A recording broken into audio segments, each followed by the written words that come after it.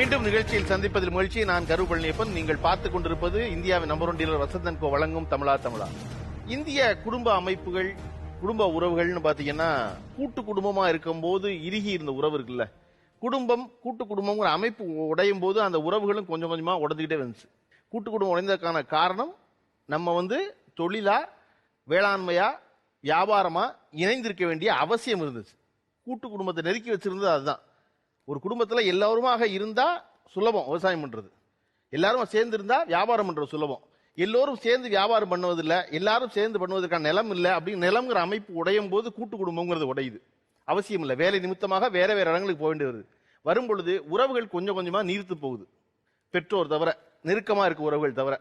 ஆனா எத்தனை தூரம் போனாலும், என்ன கூட்டு குடும்பம் உடைஞ்சாலும் நீர்த்து போகாம மனசுக்குள்ள நினைச்சோன்னு ஒரு கிளுகிழுப்பான ஒரு உணர்வு வர்ற உறவு எது அப்படின்னா முறப்பையன் முறப்பொண்ணுங்கிறது. இன்னைக்கு முறப்பொண்ணை கல்யாணம் பண்ற முறப்பையன் குறைஞ்சிட்டான், முறப்பையனை கல்யாணம் பண்ற முறப்பொண்ணு குறைஞ்சிருச்சு. ஆனாலும் அந்த கிளுகிழுப்பு அப்படியே மிச்சம் இருக்கு, அந்த பரவசம் அப்படியே மிச்சம் இருக்கு. எவ்வளவு சிரிக்கிறான் பாருங்க ஆரோக்கியக்குள்ள. முறப்பையன் அப்படின்னு சொன்னா இப்படி கேட்ட உடனே உங்களுக்கு என்ன தோணும்? என்ன வகையான உணர்வை தருது? வெக்கம் வரும் சார். பார்த்து ஒரு நினைச்சாவே வா, நினைச்ச மாமா, ஒரு முறை மாமா பையன் இருக்கிறான்னு நினைச்சாலே நம்மளுக்கு ஒரு தனி வெக்கம் வரும் முகத்துல. அது நினைக்கும் போதே ஒரு ஹாப்பினஸ் வரும். முறப்பையன் சொன்னா உங்களுக்கு என்ன உணர்வு வருது? முறைப்பையன் சொன்னாலே அந்த மாமாங்கிற வேர்ட் தான் ஞாபகம் வரும். ஏன்னா இப்போ ஒரு முறைப்பையனை மாமான்னு கூப்பிடும் போது அவங்களுக்கு ஒரு ஹாப்பினஸ் உள்ள இருக்கும். அது கூப்பிடும் போது அந்த வேர்ட் சொல்லும் போது நம்மளுக்கும் ஒரு ஒரு பாசிட்டிவ் எனர்ஜி மாதிரி ஒரு ஃபீல் ஆகும். ஸோ அந்த மாமா அப்படின்னு கூப்பிடுற ஒரு வேர்ட். ஓகே, முறப்பையன் சொன்னா உங்களுக்கு என்ன உணர்வு வருது? முறைப்பையன் அப்படின்னு சொன்னா ஒரு கம்ஃபர்டபுள்னஸ், அப்புறமா ஃப்ரீயா இருப்போம் அவங்க கிட்ட. லைக் எப்படின்னா அண்ணா தம்பி கூட எல்லாம் மோஸ்டா வெளில அனுப்ப மாட்டாங்க. இதே மாமா அப்படின்னு சொன்னா நம்பி வெளில அனுப்பிச்சிருவாங்க. நம்ம அதே சாக்குல அப்படியே ஜாலியா அவங்க கூட அப்படியே ஊர் சுத்திட்டு அப்படியே வீட்டுக்கு சேஃபா வந்துடலாம். அதான் மாமாவை கழட்டி விட்டுட்டு மாமா கூட. ஓ, அவர் கூட. சரி சரி, நான் அண்ணன் தம்பியோட விட மாட்டாங்க, மாமாவோட விடுவாங்க, அவரை விட்டுட்டு போயிடுறதாக. இல்ல மாமா கூடயே அப்படியே உங்களுக்கு தேவையான இடத்துக்குலாம் போயிட்டு ஜாலியா.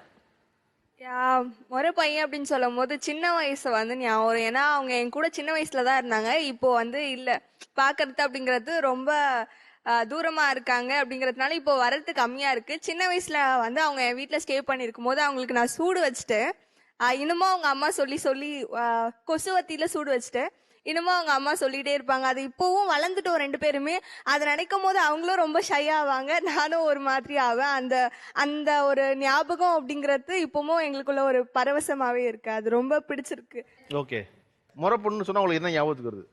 முறப்பொண்ணுன்னு சொன்னா அவங்களோட கண்ணு தான் ஃபர்ஸ்ட் ஞாபகம் வரும் எனக்கு. மோஸ்ட்லி ஒரு மாதிரி கியூட்டா இருக்கும், நம்மளை பார்த்து கண்ணடிக்கிறது அந்த மாதிரிலாம் பண்ணுவாங்கல்ல. ஸோ அந்த மாதிரி நீங்க முறப்பொண்ணு நம்மளை பார்த்து கண்ணடிக்கிறது, உங்களை பார்த்து கண்ணடிக்கிறதா? அந்த மாதிரி கண்ணுதான் உங்களுக்கு ஞாபகத்துக்கு வருது முறப்பொண்ணுனா? சார் முறப்பொண்ணுனாலே ஒரு தனி கெத்து சார். காலேஜ்லாம் எப்பவுமே பசங்களாம் ஒன்னா தான் சார் இருப்போம். நாங்கள் எப்பவுமே ஒன்னா தான் இருப்போம், கேங்கா தான் இருப்போம். நம்மளை கடுப்பதுக்காக ஒரு சில ஜோடி முன்னாடி போவாங்க சார், தோல் மேல கை போட்டு கொஞ்சிக்கிட்டே போவாங்க சார். அப்போலாம் பார்க்கும்போது பசங்களுக்கு காண்டா இருக்கும், அவங்க பரவ இப்படி ஜாலியா இருக்கு அப்படின்னு சொல்லுவாங்க சார் பசங்கள்லாம். அப்போ ஏன்னா ஒரு இன்சிடென்ட் நடந்திருக்கு சார் எனக்கு. பையன் சொல்லுவான் சார், அங்க பாரு செம்மையா இருக்காங்க அப்படின்னு சொல்லிட்டு, ரெண்டு பேர் ஃபேர் நல்லா இருக்கு, நம்மளுக்கு ஒன்று அமையல அப்படின்னு சொல்லுவாங்க சார். அப்போ என் ஃப்ரெண்டு பிரகாஷ், மோகன், வினோத் நாங்கள் நிறைய பேர் இருக்கோம் சார். வினோத்ன்றவன் சொல்லுவான் சார் என்கிட்ட, டேய் அவனே ஏன்டா கேட்கற, அவங்ககிட்ட என்ன சொல்றேன், அவனுக்கு மாமா பொண்ணு சூப்பரா இருக்குடா அப்படின்னு சொல்லும்போது தண்ணி கெத்தா இருக்கும் சார் நம்மளுக்கு. நம்ம அவன் மாமா பொண்ணு செம்ம அழகா இருக்குண்டா, அது மாதிரி சொல்லும்போது தண்ணி கெத்தா இருக்கும் சார். ஓகே, வேற? முறை பொண்ணுனாலே எனக்கு காலிஃப்ளவர் பக்கோடா ஞாபகத்துக்கு வரும் சார். நான் சின்ன வயசுல இருந்து அப்படி சுத்தும் போது காலிஃப்ளவர் பக்கோடா வாங்கி கொடுக்கறதுக்கு முன்னாடி பாத்தீங்கன்னா வேணும்னு சொல்லும் போது மல்லிகைப்பூ மாதிரி இருப்பா, வாங்கி கொடுக்கல அப்படி இல்லைன்னா கத்தி மாதிரி மாறிடுவா. அதனால அந்த காலிஃப்ளவர் பக்கோடா எங்க பார்த்தாலுமே முறை பொண்ணு ஞாபகம் தான் எனக்கு. உலகத்துல சொல்றதுக்கு ஆயிருக்கு, முறை பொண்ணு நினைச்சா காலிஃப்ளவர் பக்கோடா தான் ஞாபகம் சொன்ன முதல் நீங்க தான். இல்ல, அதுல காலிஃப்ளவர் பக்கோடா நாங்க ரெண்டு பேருமே விரும்பி சாப்பிடுவோம். அதுல எங்களுக்கு அதுல ஒரு அந்த காலிஃப்ளவர் பக்கோடா இருந்துச்சுன்னா அவங்க எங்க பார்த்தாலும் அவ ஞாபகம் தான் வரும். உறவு நீடிச்சு நிலைத்து நிற்பது காரணம் காலிஃப்ளவர் பக்கோடா. காலிஃப்ளவர் பக்கோடா தான். ஓகே, வேற? அதுல என்ன மாற்றம் இல்ல. முறை பொண்ணு சொன்னா உங்களுக்கு என்ன ஞாபகத்துக்கு வருது? முறை பொண்ணுன்னு என்ன சொன்னா பர்ஸை பார்த்தோன்னா எனக்கு முறை பொண்ணோட ஞாபகம் வந்துடும். ஏன்னா நிறைய காசு முறை பொண்ணு இழந்தோம். அதுல அந்த பர்ஸை பாக்குறப்பெல்லாம் அந்த நினப்பு வந்துடும். நீங்க வழக்கமா என்ன கலர் சட்டை போடுறீங்களோ அந்த கலர்ல போட்டு வச்சுக்குவீங்களா? அப்படி இல்ல சார், நான் சும்மா கியூரியஸ்ல கேட்டேன். பச்சை கலர்ல போட்டு வச்சு இப்பதான் பாக்குறேன். இங்க இருந்து ட்ரெஸ் இருந்துச்சு, நிறைய கலர் இருந்துச்சு, அது சரி ஒரு மேட்ச் வச்சுக்கோமே. ஒரு ஆரஞ்சு சட்டை தான் ஆரஞ்சு போட்டு. வேற உங்களுடைய முறை பொண்ணுன்னு சொன்னா உங்களுக்கு என்ன வகையான உணர்வு தருது? எனக்கு முறை பொண்ணுன்னு சொன்ன உடனே கிளுகிளுப்பான உணர்வு தான் ஞாபகம் வரும். ஒன்றும் இல்லை, நாங்கள் 2 பேரும் மோஸ்ட் ஆஃப் சிக்கலாக்க பண்ணி விளாண்டு போவோம். அதனால அந்த கிளுகிளுப்பான உணவு ஞாபகம் வரும். எது? சிக்கலக்கா. சிக்கலக்கா நம்ம இருக்க சிக்கலக்கா அது பண்ணி விளாண்டு போவோம். அதனால அந்த ஞாபகம் வரும். முறை பொண்ணு அப்படின்னு சொன்னா எனக்கு உரிமை. மற்ற பொண்ணுங்கள்ட்ட நம்ம உரிமையா பழக முடியாது. நம்ம முறை பொண்ணுனா உரிமையா பழகலாம். அது ஒண்ணு. 2வது பம்பு செட்டு. ஏன்னா எங்க ஊர்ல எங்க அத்தை பொண்ணோட ஊர்ல ஒரு பம்பு செட் இருக்கும். சின்ன வயசுல நாங்கெல்லாம் குளிச்சுல ஆடுவோம். ஆனா இப்ப பம்பு செட்டா? பம்பு செட்டு அந்த கிணத்துக்கு பக்கத்துல இருக்கும்ல சார், அது. ஆனா அப்ப குளிச்சுல ஆண்டோம், ஜாலியா இருந்துச்சு. இப்ப குளிக்க போனா அடிக்க வராங்க. அவ்வளவுதான். சரி, இப்ப முறை பொண்ணு முறை பையன் சொன்னா இந்த உணர்வு எல்லாம் வருது, இதெல்லாம் கேட்கிறோம், இதெல்லாம் தோணுது. ஒரு பாட்டு, இந்த பாட்டு கேட்டா எனக்கு மாமா ஞாபகம் வரும், அல்லது இந்த பாட்டை நான் என் மாமாவுக்காக பாட நினைக்கிறேன், என் பொண்ணுக்காக பாட நினைக்கிறேன் அப்படின்னா 2 பேரும் எந்த பாட்டு சொல்லுவீங்க? மாமாவுக்கா வண்டி ஒரு சனா தூங்கிருச்சு, நான் ஒரு சனா தூங்கிருச்சு, ஊத காத்தும் அடிச்சிருச்சு, பவிமனம் தூங்கலையே, அதுவும் ஏனோ தெரியலையே. அதாவது எனக்கு என்னன்னா, இந்த பாட்டு சுதியில பாடப்படலைன்னு இருக்கு, எல்லாருக்கும் தெரியுது. ஆனா மாமா மட்டும் மயங்குறாரு அப்படியே பார்த்து. அடடா என்ன பிரமாதமா பாடுது. இந்த பாட்டை எத்தனை தடவை பாடி கேட்டிருக்கீங்க நீங்க? சார் இது வரைக்கும் 4-5 தடவை இது மாதிரி பாடியிருக்காங்க. எப்பயா சுதியில பாடிருக்காங்களா? ஓரளவுக்கு அவங்க வர்ற சுதியில பாடுவாங்க சார். ஓகே, உங்களுக்கு என்ன பாட்டு இருக்கு அப்படி? சார் எனக்கு வந்து இந்த சர்க்கரை நிலவேன்னு சாங் இருக்குல்ல சார், அந்த சாங். பரவாயில்ல, பாடிங்க. சர்க்கரை நிலவே பெண் நிலவே காணும் போதே கரைந்தாயே, நிம்மதி இல்லை ஏன் இல்லை நீ இல்லையே. வெக்கத்தை படம் பாட்டு வரல, அதான் நான் வெக்கத்தை பார்த்தோம் பாட்டு வரல. கண்டிப்பாங்க சார், அதான். ஓகே, வேற? எனக்கு ஹேர் நிறையா இருக்கும் முன்னாடி. எங்கள் மாமா வந்து எனக்கு மல்லிகைப்பூ வாங்கி கொடுப்பாங்க, எனக்கு அது ஆசை இருக்கும். அந்த பூ நினச்சி பாடுறேன். அடி ஆசை மச்சான் வாங்கி தந்த மல்லிகைப்பூ, அது தானாகத்தான் வந்ததையா புல்லரிப்பு. லா லா லா லா லா லா லா லா லா லா லா. Okay, super, very good, great. வேற யாரு பாட்டு? அத்தை பொண்ணுனாலே எல்லோருக்கும் பிடிக்கும், சின்ன வயசுலயே ஆசையும் தான் இருக்கும். ஸ்கூலு படிக்கும்போது சைட்டு நானும் அடிப்பேன், அத்தை பொண்ணை பார்த்தாலே மஜாவாத்தான் இருப்பேன்.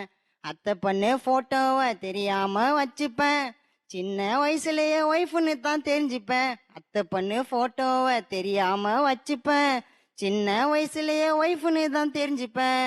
அத்தை பொண்ணுனாலே எல்லாருக்கும் பிடிக்குங்க, சின்ன வயசுலயே எனக்கு ஆசை இருக்குங்க. இது சொந்தம் எழுதின பாட்டா? நான் காதல்ல தோல்வி விட்டுட்டேன் அத்தை பொண்ணுகிட்டே. அதனால அவளை பார்த்தாலே நாட்டுப்புறத்துல வந்து அந்த அதுக்கான பாடல்கள்லாம் இருக்கு. அந்த பாட்டை எழுதின கவிஞரும் பக்கத்துல தான் இருக்கிறாரு. அவர் தான் அந்த பாட்டுக்கு சொந்தக்காரு. ஆசைப்பட்ட பொண்ணால காசை விட்டேன் தன்னால, நேசம் வச்ச நெஞ்சுக்குள்ள விஷத்தை வச்சாடா, காந்தம் வச்ச கண்ணால கவுத்துடுவா பொய்யால, ஆசை காட்டி அழக காட்டி மயக்கிடுவாடா, அவ உள்ள வந்தா வெளிய தள்ளி கதவை சாத்துடா, உன் உள்ளத்துல நுழைஞ்சு பூட்டா நீயும் மவுத்துடா. இந்த பொண்ணை நினைச்சாலே எனக்கு இந்த பாட்டை கேட்டாலே இந்த பொண்ணு ஞாபகம் தான் சார் வரும். ஓகே, உங்களுடைய முறை பொண்ணுனா உங்களுக்கு வர்ற பாட்டு இது சார்? ஆனா என் மாமா பொண்ணுக்காக பிடிச்ச பாட்டு எப்பவுமே அவங்களுக்குன்னு ஒரு பாட்டு வச்சிருக்கேன் சார். அந்த பாட்டு மட்டும் பாடலாமா சார்?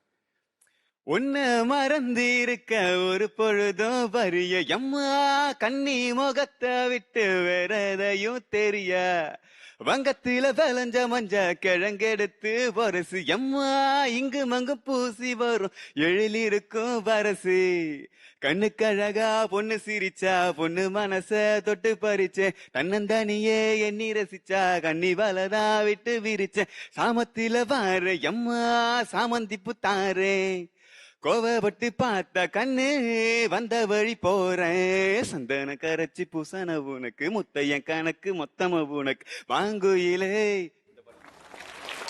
உங்க முறை பொண்ணாது. அந்த பொண்ணு பதட்டத்துல நீங்க பாடும்போது பரவசம் வராம என்னைய பார்த்துக்கிட்டு, ஆகா இவரை வச்சுக்கிட்டு இவன் இந்த ஆட்டம் போடுறாரு, இவன் நம்மளை என்ன சொல்லி காலி பண்ணுவான்னு தெரியலையேங்கிற பதட்டத்திலே இருக்குது அந்த பொண்ணு. அந்த பொண்ணு மைக் கொடுங்க. இதுல எத்தனை பாட்டு பாடி காமிச்சிருக்காருமா?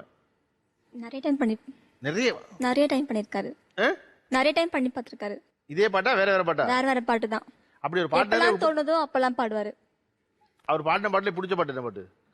உன் விழிகளில் விழுந்த நாட்களில் நான் கரைந்தது அதுவே போதுமே வேர். பாடினதுல 90 விழுக்காடு யாரும் சுதியோட பாடல. ஆனா அதெல்லாம் முக்கியம் இல்ல. பாடுறது நம்ம மாமா பொண்ணுக்கு, பாடுறது நம்ம மாமா பையனுக்கு, நம்ம முறை பையனுங்கிற எண்ணம் இருக்கும்ல, அந்த எண்ணம் தான் இவ்வளவு தைரியத்தை வர வைக்குது. பரவாயில்ல பாடிடுவோம். ஏன்னா மனசுக்குள்ள இருக்கிறது வந்து நம்மளும் அந்த பொண்ணு மட்டும்தான் அப்படின்னு. சரி, ஓகே. இப்ப பொதுவா குடும்பங்கள்ல எல்லாருமாக இருக்கும் பொழுது எய்தாப்புல மாமா பொண்ணு இருக்கா அல்லது மாமா பையன் இருக்கா, முறை பையன் இருக்கான், முறை பொண்ணு இருக்கான் அப்படின்னா அவனை கூப்பிடுவதற்கு அல்லது அவனுடைய கவனத்தை பெறுவதற்கு என்னவெல்லாம் செஞ்சு கவனத்தை ஈர்ப்பீங்க அல்லது அவன் கவனத்தை உங்க பக்கம் திருப்புவீங்க? அவங்க கண் பார்வையில படுற மாதிரி நடந்து போறது. ஓகே, அவங்க முன்னாடி போய் நடந்து போறது. அவங்க பாக்குறாங்களா என்னன்னு செக் பண்றதுக்கு மறுபடி போய் தம்பி தங்கச்சி பக்கத்துல மாமா சித்தி பெரியம்மா இருந்தா தண்ணி வேணுமா காஃபி வேணுமா அப்படின்னு கேக்குறது. ஓகே, கண்ணில் பார்த்தாவே புரிஞ்சுக்குவாருங்க. கண்ணில் பார்த்தாவே இவ கோவமா இருக்காளா, கண்ணை பார்த்தாலே கோவமா இருக்காவ, அப்ப அதுக்கு தகுந்த மணிக்கு நடந்துக்குவாரு. ஒருவேளை ரொமான்டிக்காருன்னா அதுக்கு தகுந்த மணிக்கு அது கண்ணை பார்த்தே அவர் புரிஞ்சுக்குவாரு. அவர் கண்ணை பார்த்தா நான் புரிஞ்சுக்குவேன். இப்ப ஒரு கண்ணை பார்த்தா என்ன புரியுது உங்களுக்கு? இப்படி எல்லாம் இங்க வந்து சொல்லிட்டு இருக்கேடி, வீட்டுல ஏதாவது பேசுறியா நீ அப்படின்னு. வீட்ல எல்லாம் இந்த மாதிரி எதுவுமே பேசுறதுதாங்க சார். இங்க வந்ததுக்கு அப்புறம் தான் எல்லாமே ஒன்னா வெளியில வருது எல்லாமே. நீங்க பார்த்த பார்வைக்கு அதான் அர்த்தமா? ஒரு அமைதியான ஆள் நினைச்சு கூட்டம் தான் இப்படி பேச்சு பேசுறேன் நீ? ஆமா சார், ஆமா. ஓகே, எங்க ஊர்ல எல்லாம் நான் எப்படி கூப்பிடுவேன், கிராமத்துல பஞ்சாயத்து போர்டு ஆபீஸ் இருக்கும்ல, அதுல எப்பவுமே அந்த பஞ்சாயத்து போர்டு டிவி இருக்கும், அதுல ரேடியோ கட்டியிருப்பாங்க. சாயந்தரம் 4 மணி ஆனா பாட்டு போடுவாங்க, 3 மணி ஆனா. அது வந்து எங்க வீட்டு பக்கத்து வீட்டு பையன் தான் சாவி இருக்கும் அவர்கிட்ட ரூம்கிட்ட. நேரம் போனோம்னா அங்கே போனோடனே கேசட்டை போட்டு விட்டு பாட்டு போட்டு விடுறது. இந்த பாட்டு போட்டால் நம்மளை தான் கூப்பிட்றான்னு நம்ம ஆளுக்கு தெரியும். அவனை மெனக்கிட்டு அங்கேருந்து அவனுக்கான டீ வடையெல்லாம் வாங்கி கொடுத்து அவனை மெனக்கிட்டு எடுத்துட்டு போய் பஞ்சாயத்து ஆஃபீஸுக்கு அழைச்சிட்டு போயிட்டு. அப்படி என்ன பாட்டு போட்டு கூப்பிட்ருக்கீங்க? என் மனைவியை கூப்பிட்டா, மனைவி தான் கூப்பிட்டதுன்னு சொல்றீங்களா? அவன்கிட்ட வாங்கி கொடுங்க. இப்போ பாடிக்கான என் ஆசை மச்சான் வாங்கி தந்த மல்லிகைப்பூ இருங்க, அது நான் கேட்குறேன். நீங்க இல்ல இப்ப ஒரு பஞ்சாயத்து போர்டு ஆபீஸ்ல போய் ஒரு பாட்டு போடுறாங்க. எனக்கு காட்சியை நினைச்சு பாக்குறதுக்கே சுவாரஸ்யமா இருக்கு. ஒருத்தர் போய் பஞ்சாயத்து போர்டு ஆபீஸ்ல உட்காந்து ஒரு கேசட்ல ஒரு பாட்டு போட்டா அவங்களுக்கு தெரிஞ்சிருமா அந்த பாட்டு நமக்கு தான் மாமா தான் பாட்டு போடுறாருன்னு? மாமாவே எங்கனக்காண்டி தானே போடுறாங்க அங்க போய். அப்படி எந்த பாட்டு கேட்டிருக்கீங்க? எந்த பாட்டா இருந்தாலும் பஞ்சாயத்து போர்டுல பாட்டு பாடினாலே மாமா தான் போட்டிருக்காரு கிளம்பிடுவீங்களா? ஆமா, சிக்னல் என்னன்னா, அதாவது பாட்டு போடுறோம் காலைல 5 மணிக்கு போடுவோம் எங்க ஊர்ல வழக்கமா. இல்லைன்னா 4 மணிக்கு மேல 5 மணிக்கு, சாயந்தரம் 5 மணிக்கு போடுவாங்க. 12:30 மணிக்கு போட்டா சம்பந்தமே இல்லாத நேரத்துல போட்டோம்னா நம்ம ஆளுக்கு தான் போறோம்னு உறுதியாயிரும். அதுதான் சிக்னல். அது சொல்ல தெரியல அவளுக்கு. அது வேற இல்ல, சம்பந்தம் இல்லாத டைம்ல போறது. ஊர்லயே கேட்பாங்க சண்டை. இதனால சண்டையெல்லாம் வந்திருக்கு நிறைய. பஞ்சாயத்து எல்லாம் கூட்டிட்டாங்க நம்ம ஊர்ல. என்னப்பா இந்த பையன் போனா சம்பந்தம் இல்லாம பக்கத்துல போய் சாவியை போடுவீங்க, பஞ்சாயத்து போட திறக்கிறான், பாட்டு போடுறான் அப்படின்னு சொல்லிட்டு பிரச்சனை எல்லாம் வந்திருக்கு. வேற யாரு? நான் போயிட்டு பக்கத்துல நிப்பேன். எல்லாரும் இருந்தாங்கன்னா பாப்பேன். எப்படி மெசேஜ் பண்ணுவேன் ஃபர்ஸ்ட் வாட்ஸ்அப்ல. ஏதாச்சும் வேணா இங்க வாங்க அப்படின்னு கூப்பிடுவேன். வரலன்னா பக்கத்துல போயிட்டு முறைச்சிட்டு வாங்க அப்படின்னு சொல்லிட்டு வந்துடுவேன். சோ வீட்டுல இருக்கும்போது மெசேஜ் இருப்பீங்களா? யாருக்கு ஃபுல்லா அப்ப ஃபேமிலியா இருப்பாங்க. அப்போ போயிட்டு கூப்பிடுறது ஒரு மாதிரியா இருக்கும். அதனால ஏதாச்சும் இம்பார்ட்டன்ட்னா மெசேஜ் பண்ணுவேன். அதை பாக்கலன்னா பக்கத்துல போய் முறைச்சிட்டு இப்படி வந்துருவேன். அவ புரிஞ்சுப்பாங்க. எனக்கு எப்படின்னா, இப்ப எல்லாரும் இருக்காங்கன்னா அந்த இடத்துல நம்ம பர்சனலா கூப்பிட்டு பேச முடியாது. ஆனா ஒரே ஒரு சவுண்ட் பண்ணா அவங்களுக்கு கரெக்டா தெரிஞ்சிடும். நம்மளதான் கூப்பிடுறான், அவன் தான் கூப்பிடறான்னு தெரிஞ்சிடும். எலி சவுண்ட் போடுங்க சார் அப்படின்னா கரெக்டா அவன் நம்மளை பாத்துருவாங்க. இப்படி கூப்பிட்டா ஊரே திரும்பும். ஆனா ஊரே பார்க்க ஃபர்ஸ்ட் அவங்க தான் சார் பார்ப்பாங்க. நடு வீட்டுல இருந்து ஒருத்தர் இப்படி சத்தம் போட்டா வீட்லன்றதோட ஒருத்தவங்க சொன்னாங்க ஃபெஸ்டிவல் டைம்ல ஃபங்க்ஷன் டைம்ல எல்லாரும் இருப்பாங்க, பெரியவங்க எல்லாம் இருப்பாங்க. ஆனா மோஸ்ட் ஆஃப் யாரும் பார்க்க மாட்டாங்க. நீங்க சொல்றீங்க எல்லாம் பாக்குறாங்கன்னு. ஆனா என் முறை பொண்ணு ஃபர்ஸ்ட் எடுத்தோம் அந்த சவுண்ட் போட்டேன்னு என்ன பார்த்தோம். எந்த சவுண்டுக்கு? அந்த சவுண்டு. சாந்தின்னு கூப்பிட்டா சாந்தி மட்டும் திரும்புவா. இப்படி வினோதமா சத்தம் போட்டா மொத்த குடும்பம் திரும்பாதா? அங்க என்ன சத்தம்னு திரும்ப மாட்டாங்க. திரும்ப மாட்டாங்க. ஓகே. முறை பொண்ணு எப்படி கூடுவேன்னா, நான் மொட்டை மாடில சுத்தின்னு இருப்பேன், அவங்க வந்து கீழே சுத்தின்னு இருப்பாங்க. அப்ப என்ன பண்ணுன்னா, கல்லை தூக்கி மேல போட்டேன்னா இவர் தான் கூப்பிடுறாரு அப்படின்னு சொல்லிட்டு மேல வந்துருவாங்க. ஆனா அப்படி கல்லை பார்த்தாலே போட்டு வச்சிருவேன், மேல வந்துருவாங்க. நானும் இப்ப கீழே சுத்தின்னு இருக்கேன்னா அவங்க கல்லை தூக்கி மண்ணு மேல போட்டா நான் மேல போயிடுவேன். மொட்டை மாடி போய் பேசின்னு சுத்தின்னு. கல் எப்படி மொட்டை மாடில கல் எப்படி இருக்கும்? மேல வந்து அந்த செங்கல் போட்டு வச்சிருக்கோம். செங்கல் தூக்கி போடுறத சின்ன செங்கல் சின்னதா இருக்கும்.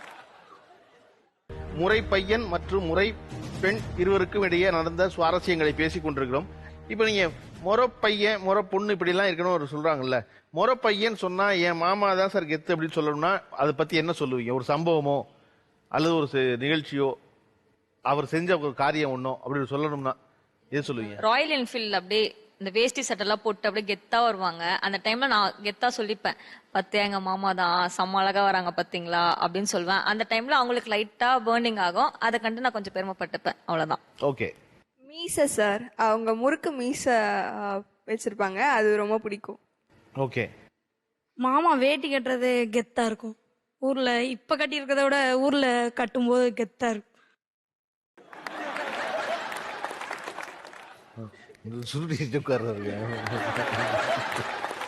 இப்ப எல்லாரும் பாக்குறாங்கன்னு சொல்லி அடக்கொடக்கமா இருக்காங்க.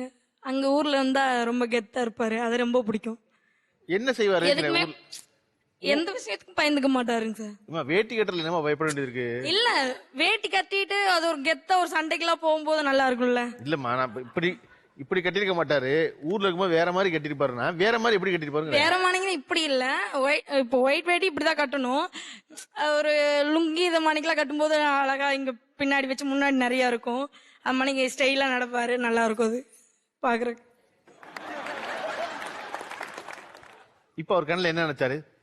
என்ன பாருங்க, அவர் கண்ணை பார்த்தாலும் உங்களுக்கு தெரியுமில்ல. சொல்ல வேணாம்னு சொல்லிட்டாருங்க சார். இதெல்லாம் சொல்லாதன்னு சொல்லி சொன்னாரு. கண்லையா? இப்பதான் சொன்னாரு, மிரட்டினாரு. அதுக்கு முன்னாடி என்ன சொன்னாரு? அதுக்கு முன்னாடி ஒண்ணு சொல்லல. இப்ப சொல்லி இங்க அங்க வரும்போதே சொல்லிட்டாரு. மைக் வரும்போதே வாங்கி சொல்லாத அப்படின்னாரு. ஆனா நீங்க எப்போ உங்க மாமா சொல்ற கேட்க மாட்டீங்க? கேட்கவே மாட்டேன். ஓகே சார், இங்க வந்து என்ன கோர்த்துட்டு வேடிக்கை பார்த்துட்டு இருக்காங்க சார். நீங்க எப்படி லுங்கிய கட்டுவீங்க? ஊர்ல எப்படி லுங்கிய கட்டுவீங்க சார்? லுங்கி வந்து எல்லாரும் மாதிரி மடிச்சு கட்ட மாட்டாங்க சார். பாதி வேட்டி தான் மடிச்சு கட்டுவேன். அந்த மாதிரி. ஓ, அந்த மல்லு வேட்டி மைனர் ஸ்டைல்ல? ஆமாங்க சார். அந்த மாதிரி பாதி கீழ இருக்கு, பாதி 8 முளை வேட்டில. அந்த வேட்டி கட்டி காமிக்க சொல்லுங்க. அது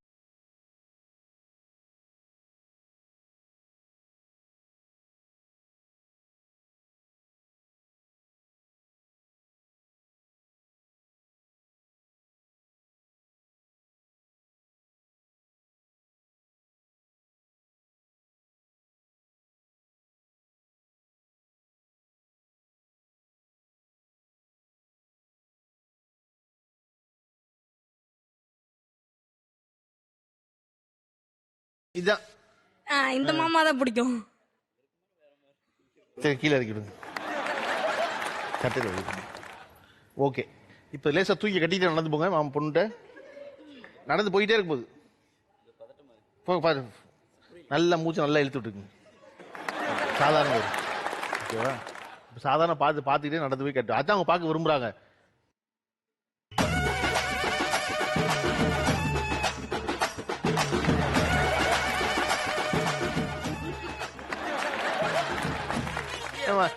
மைக் கொடுங்க பையன். ஏன்னா ஓரளவுக்கு கெத்தா நடந்தாரா? கெத்தா நடந்தாருங்க சார். எனக்கு போதும், எனக்கு பிடிச்சிருக்கு சார். லுங்கியா இருந்தா சைல மூட்டை இருப்போம், அது தெரியாதுங்க சார். இதமா கொஞ்சம் கஷ்டமா இருக்கு.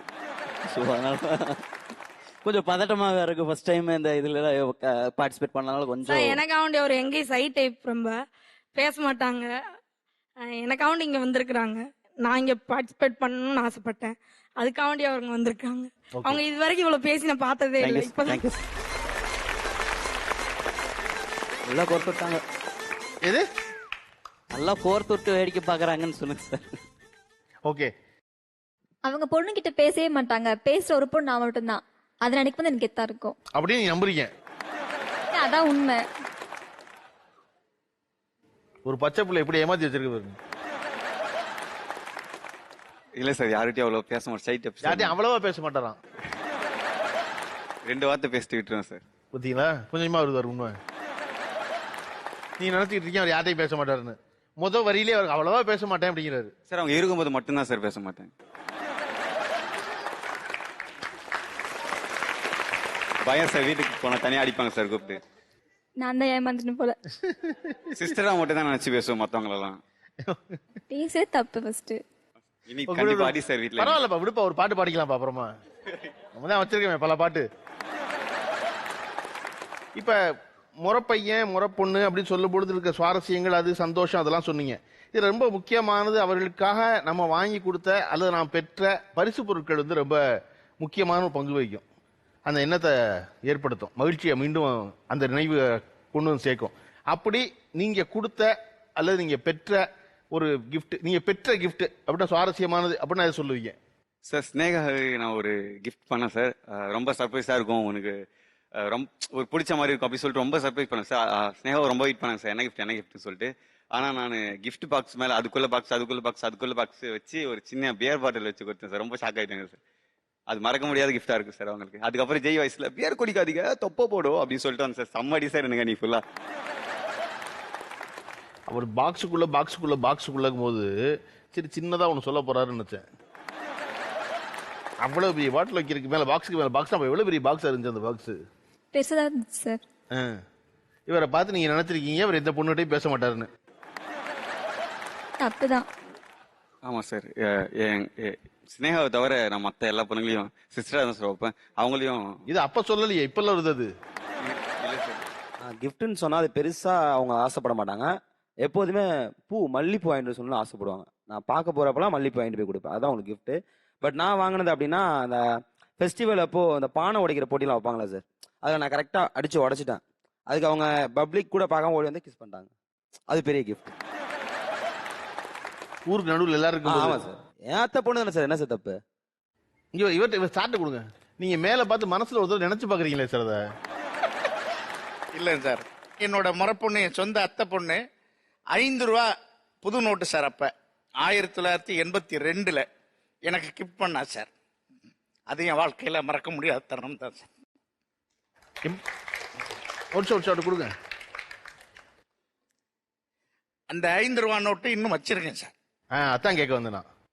குறிப்பா நான் திருமணம் செஞ்சுக்கிற நிலையில இல்லைன்னாலும் வேற ஒரு பையனை திருமணம் செஞ்சுக்கிட்டா இப்ப வரைக்கும் மாமாங்கிற உரிமையோட நல்லது கெட்டது கேட்கிறா. அது எனக்கு பெரிய ஆனந்தம் சார்.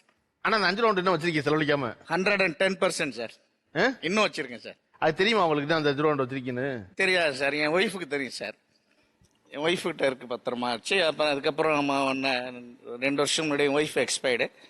அவள் பர்ஸில் என் ஒய்ஃபை சேர்த்து வச்சிருந்த பணங்களோட அந்த 5 ரூபா நோட்டு இருந்தது சார்.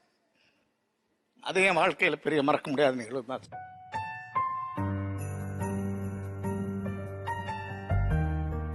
உங்க ஒய்ஃப் எடுத்து வச்சிருந்தாங்களா 5 ரூபாய? ஆமா சார். உங்களுக்கு தெரியாது 5 ரூபாய் வச்சிருந்தாங்கன்னு? தெரியாது சார். உங்க மனைவி காலமானதுக்கு அப்புறம் பார்த்தா அது பர்ஸ்ல இருந்துச்சு. அந்த என் ஒய்ஃப் சேமிச்சு வச்சிருந்த பர்ஸில் 7000 ரூபா இருந்தது சார். அதில் 500 ரூபா நோட்டா இருந்தது சார் 5000 ரூபாய்க்கு. 100 ரூபா நோட்டா 2000 ரூபாய்க்கு இருந்தது சார். இந்த 5 ரூபா நோட்டா அதில் இருந்தது சார். அது என் வாழ்க்கையில் மறக்க முடியாத சம்பவம் சார். ஆனா அது என்னன்னா, உங்க அத்தை பொண்ணு உங்களுக்கு 5 ரூபா கொடுத்தது வந்து பெருசு இல்ல, ஒரு புது நோட்டை வாங்கி மாமா கொடுத்தது. அந்த 5 ரூபா தான் இப்ப நினைக்கும் பொழுது 5 ரூபாயும் எங்க அத்தை கிட்ட இருந்து திருடிக்கிட்டு வந்து கொடுத்தா சார். அதுதான் சார் லைஃப். அதுல வந்து உங்களுக்கு கண்ணீர் மல்கின காரணம் என்ன தெரியுமா? அந்த 5 ரூபா கொடுத்ததோ 5 ரூபாய வந்து திருடி கொண்டு கொடுத்ததோ அதை நீங்க உங்கள்ட்ட திருமணம் வரை வச்சிருந்ததோ இல்ல. திருமணமானதுக்கு பிறகு அந்த மனைவி அத்தனை ஆண்டு காலம் வச்சிருந்து காலமானதுக்கு பிறகு நம்ம மாமாவுக்கு பிடிக்கும் அவர் அத்தை பொண்ணு கொடுத்த 5 ரூபாய்னு பத்திரமா வச்சிருந்தாங்க பாருங்க. அதை நினைச்சதான் உங்க கண்ணீர் மல்கினு நான் புரிஞ்சுக்கிறேன். 32 வருஷம் சார். அது வந்து அந்நியோன்யம் தான் சொல்லணும் சார். அது வந்து பாகுபாடா பாக்குறதுக்கு வாய்ப்பு இல்லை. இன்றைக்கு அப்படி எத்தனை பெண்கள் குடும்ப பெண்கள் இருப்பாங்கன்னு எனக்கு சொல்றதுக்கு தெரியல சார். அதுல என் ஒய்ஃப் என்னை பொறுத்த வரைக்கும் வெரி கிரேட் சார். முறை பையன் மற்றும் முறை பெண் இருவருக்கும் இடையே நடந்த சுவாரஸ்யங்களை பேசிக் கொண்டிருக்கிறோம். இப்ப ஒரு கிஃப்ட், நீங்க பெற்ற கிஃப்ட் அப்படின்னா சுவாரஸ்யமானது அப்படின்னா அதை சொல்லுவீங்க? மாமாவை ரொம்ப பிடிக்கும். மாமா கொடுத்ததுல 3 கிஃப்ட் இருக்குது முக்கியமா. ஒன்று ட்ரெஸ்ஸு, இன்னொன்று கம்மல், அப்புறம் என் பேரையும் பையன் பேரையும் பச்சை குத்திருப்பாரு. அது இப்போ ரீசெண்டாக ஒரு வாரத்துக்கு முன்னாடி கன்னியாகுமரிக்கு போனப்ப பச்சை குத்தி இருந்தாரு. அது அவர் குத்துனது எனக்கே தெரில. கை நல்லா வீங்கியிருக்கும் போல, காய்ச்சல் வர்ற மணிக்கு ஆயிடுச்சு. அதை என்கிட்ட கூட சொல்லலை. லாஸ்ட்டாக ரூமில் ஹோட்டல் இருக்கும்போது ரொம்ப ஒரு ஏசி போட்டு குளிர் அடிச்சுட்டு எதுக்கு போர்வையெல்லாம் போத்தி, எப்பயுமே பொத்த மாட்டாங்க, இதெல்லாம் போர்வையெல்லாம் போர்த்திருக்கான்னு பார்க்கும்போது கை நல்லா வீங்கிருந்துச்சு. அப்போ பார்த்து ரொம்ப என்னால் முடியல, அவ்வளோ அவர் மேலே லவ் இருந்துச்சு. அவருக்கு என் மேலே இருக்குன்னு தெரியல எனக்கு. அவர் இது நேரம் வரைக்கும் சொன்னதில்லை. ஆனால் அந்த பச்சை குத்துன அன்னைக்கு தான் தெரியும் என்னையும் என் பையனையும் அவ்வளோ அவருக்கு பிடிக்கும்னு சொல்லி. அப்புறம் மாமாவுக்கு வந்து நான் மாமா உச்சந்தலையிலேருந்து உள்ளங்கால் வரைக்கும் நான் பார்த்து பார்த்து எல்லாமே பண்ணுவேன். பண்ணிக்கிட்டே தான் இருக்கேன், இன்னும் பண்ணுவேன். மாமாவுக்கு எல்லாமே கிஃப்ட் பண்ணிட்டு தான் இருக்கேன்.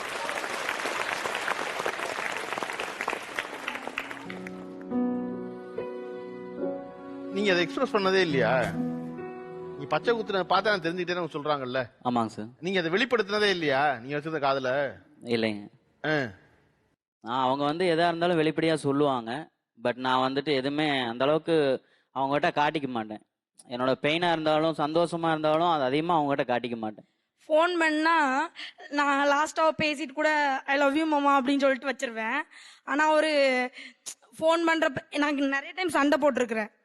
நான் லவ் யூன்னு சொல்லிட்டே இருக்கிறேன், நீ எதுவுமே பேச மாட்டேங்கிற, கண்டுக்கவும் மாட்டேங்கிற, என்ன மாமா உன் மேலே வச்சிருக்க லவ். அன்னைக்கு ஒரு டைம் சொல்லியிருக்காரு, அன்னைக்கு தான் புரிஞ்சுக்கிட்டேன். நீ வந்து வெளியே சொல்லிடுற, நான் சொல்லலை, ஆனால் நான் உன்னை ரொம்ப பிடிக்கும், உன்னை லவ் பண்ணுறேன் அப்படின்னு சொல்லி மேரேஜுக்கு அப்புறம் சொல்லியிருக்காரு. அது ரொம்ப சந்தோஷமா இருக்கு. நீங்க கல்யாணத்துக்கு முன்னாடி சொல்லிருக்கீங்க? கல்யாணத்துக்கு முன்னாடி சொல்லியிருக்கேன், கல்யாணத்துக்கு முன்னாடி இப்போ சொல்லியிருக்கேன், இன்னும் சொல்லுவேன். நீங்க சொன்னதே இல்லையா? சொன்னதில்லை சொன்னதில்லை.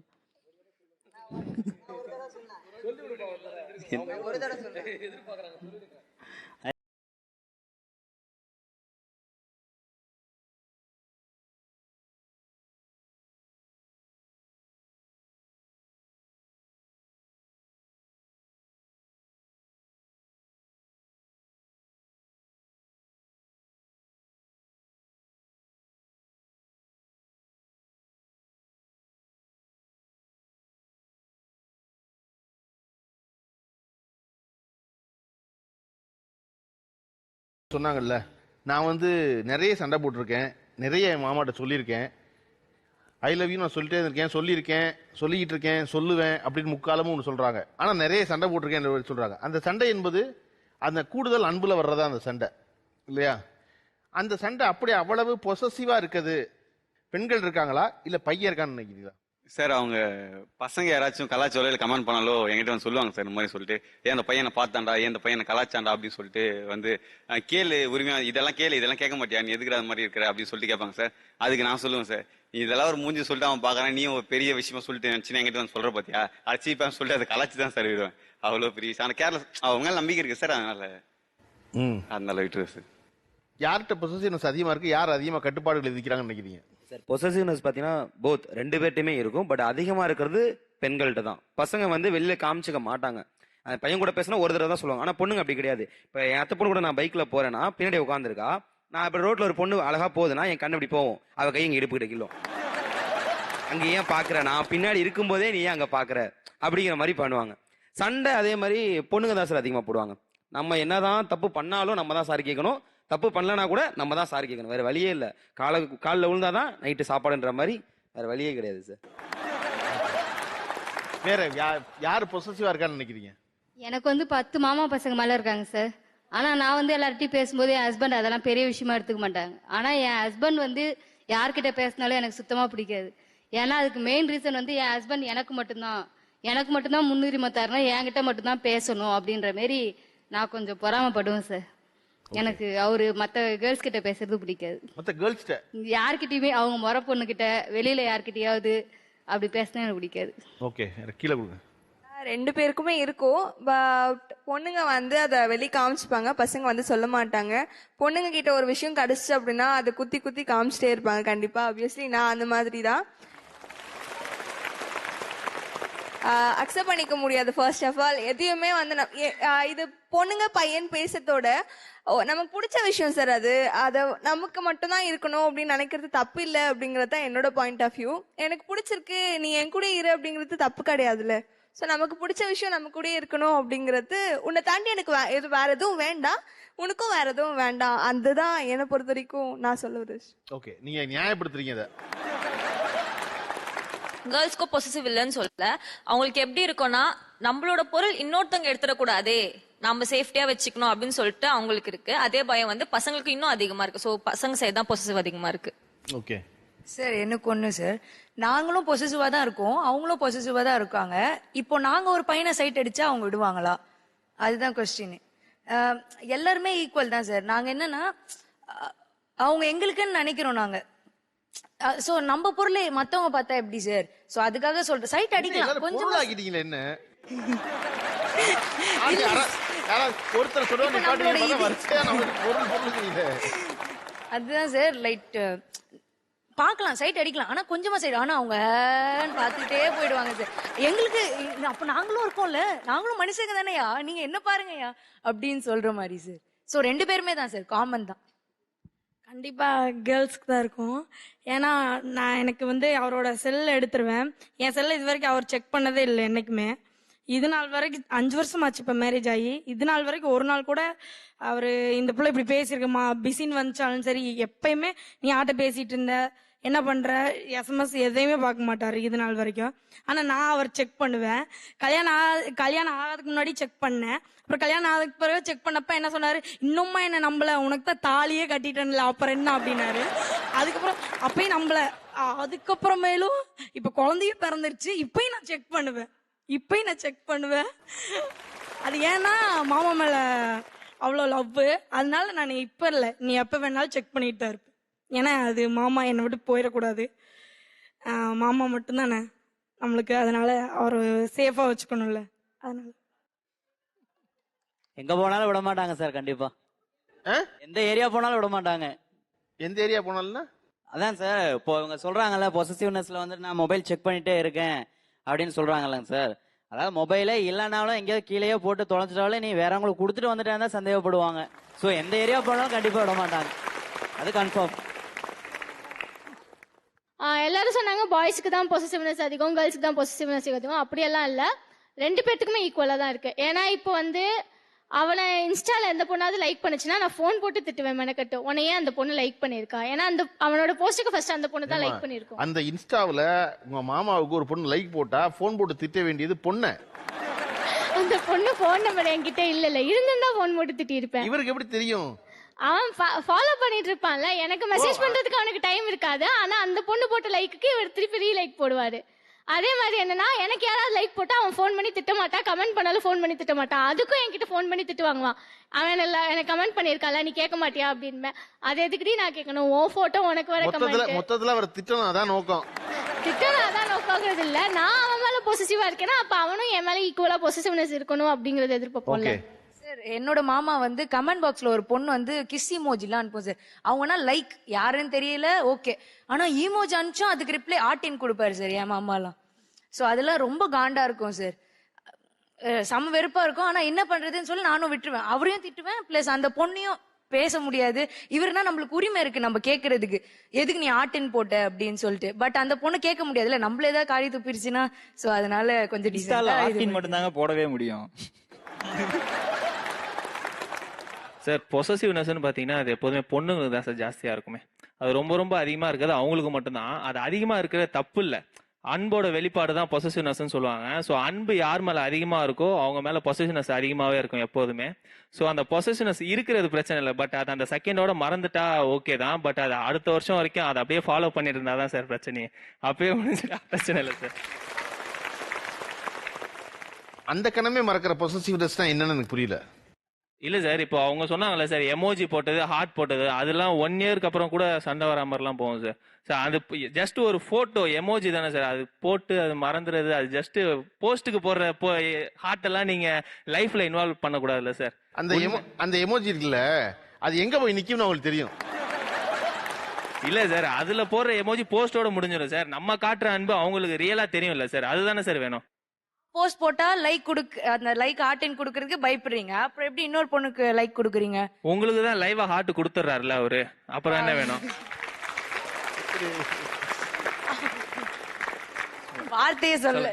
ஆனா அதுக்குன்னு நீங்க மத்த பொண்ணு ஒரு போட்டோனா பரவாயில்ல, எல்லா போஸ்ட்லயும் பண்ணா நீங்க எல்லா போஸ்ட்லயும் அவர் எமோஜியான ஹார்ட் தானே கொடுக்குறாரு. உங்களுக்கு ரியலாவே ஹார்ட் கொடுத்துருக்காருல, இதோட வேற என்ன வேணும்? அது ஏன் ஒரிஜினலா கொடுக்க மாட்டீங்க, போஸ்ட்ல எல்லாம் கொடுக்க மாட்டீங்கன்னு கேக்குறேன். புரியல, அப்ப போஸ்ட்ல கொடுத்தா போதுமா உங்களுக்கு ஹார்ட்? சொல்லுங்க. வேணாம் வேணாம் வேணாம் முறை பையன் மற்றும் முறை பெண் இருவருக்கும் இடையே நடந்த சுவாரஸ்யங்களை பேசிக் கொண்டிருக்கிறோம். இப்ப இந்த பொசசிவ்னஸ், இந்த விருப்பம், கொடுத்த கிஃப்ட், இதெல்லாம் பேசுறோம். முறை பையன் முறை பொண்ணுன்னு வரும் பொழுது சொந்தம், உறவு, அதனால் ஏற்படுற ஒரு விஷயத்தை தான் பேசிக்கிட்டு இருக்கோம். பெரும்பாலும் இந்த முறை பையன் முறை பொண்ணுன்னு இருக்கவங்க வாழ்க்கையில நீண்ட உறவா மாறும் பொழுது பல குடும்பங்கள்ல அதனால சண்டை வந்துடும் இல்லையா? அப்படி இந்த முறை பையனால இந்த முறை பொண்ணால என் குடும்பத்துல இந்த சண்டை வந்துச்சு அப்படின்னு ஒண்ணு, அல்லது எங்களால தான் அந்த 2 குடும்பம் சேர்ந்துச்சு அப்படின்னு ஒன்று இருந்தா என்ன சொல்லுவீங்க? இருக்கு சார். ஆக்சுவலா என் முறை பையன் கூட அவ்வளவா டச் இல்லை. இப்போ ரீசெண்ட் டேஸ்ல தான் டச்சு. ரீசெண்டா வந்து எனக்கும் அவனுக்கும் கல்யாணம் பண்ணலாம் அப்படின்னு சொல்லிட்டு பேரண்ட்ஸ்குள்ள பேசிட்டு இருந்தாங்க. இந்த விஷயம் எனக்கே தெரியாது. அவனா கால் பண்ணி சொன்னான், இந்த மாதிரி உனக்கும் எனக்கும் கல்யாணம் பண்ணலாம் அப்படின்னு சொல்லி பிளான் போட்டிருக்காங்க அப்படின்னு சொன்னா, நான் சரி ஓகே அப்படியா, சரி நீ என்ன நினைக்கிற சொல்லு அப்படின்னா, இல்ல நீ என்ன நினைக்கிற, இல்ல எனக்கு கொஞ்சம் டைம் வேணும் அப்படின்னு சொல்லி நான் சொல்லியிருந்தேன். அதுக்கடுத்து எல்லாம் ஓகே ஸ்மூத்தா போயிட்டு இருந்துச்சு.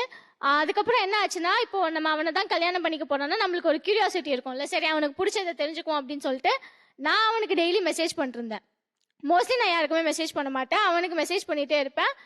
ஆன்லைன்ல தான் இருப்பான், டபுள் டிக் விலும் ப்ளூ டிக் விலும் பார்க்க மாட்டான்.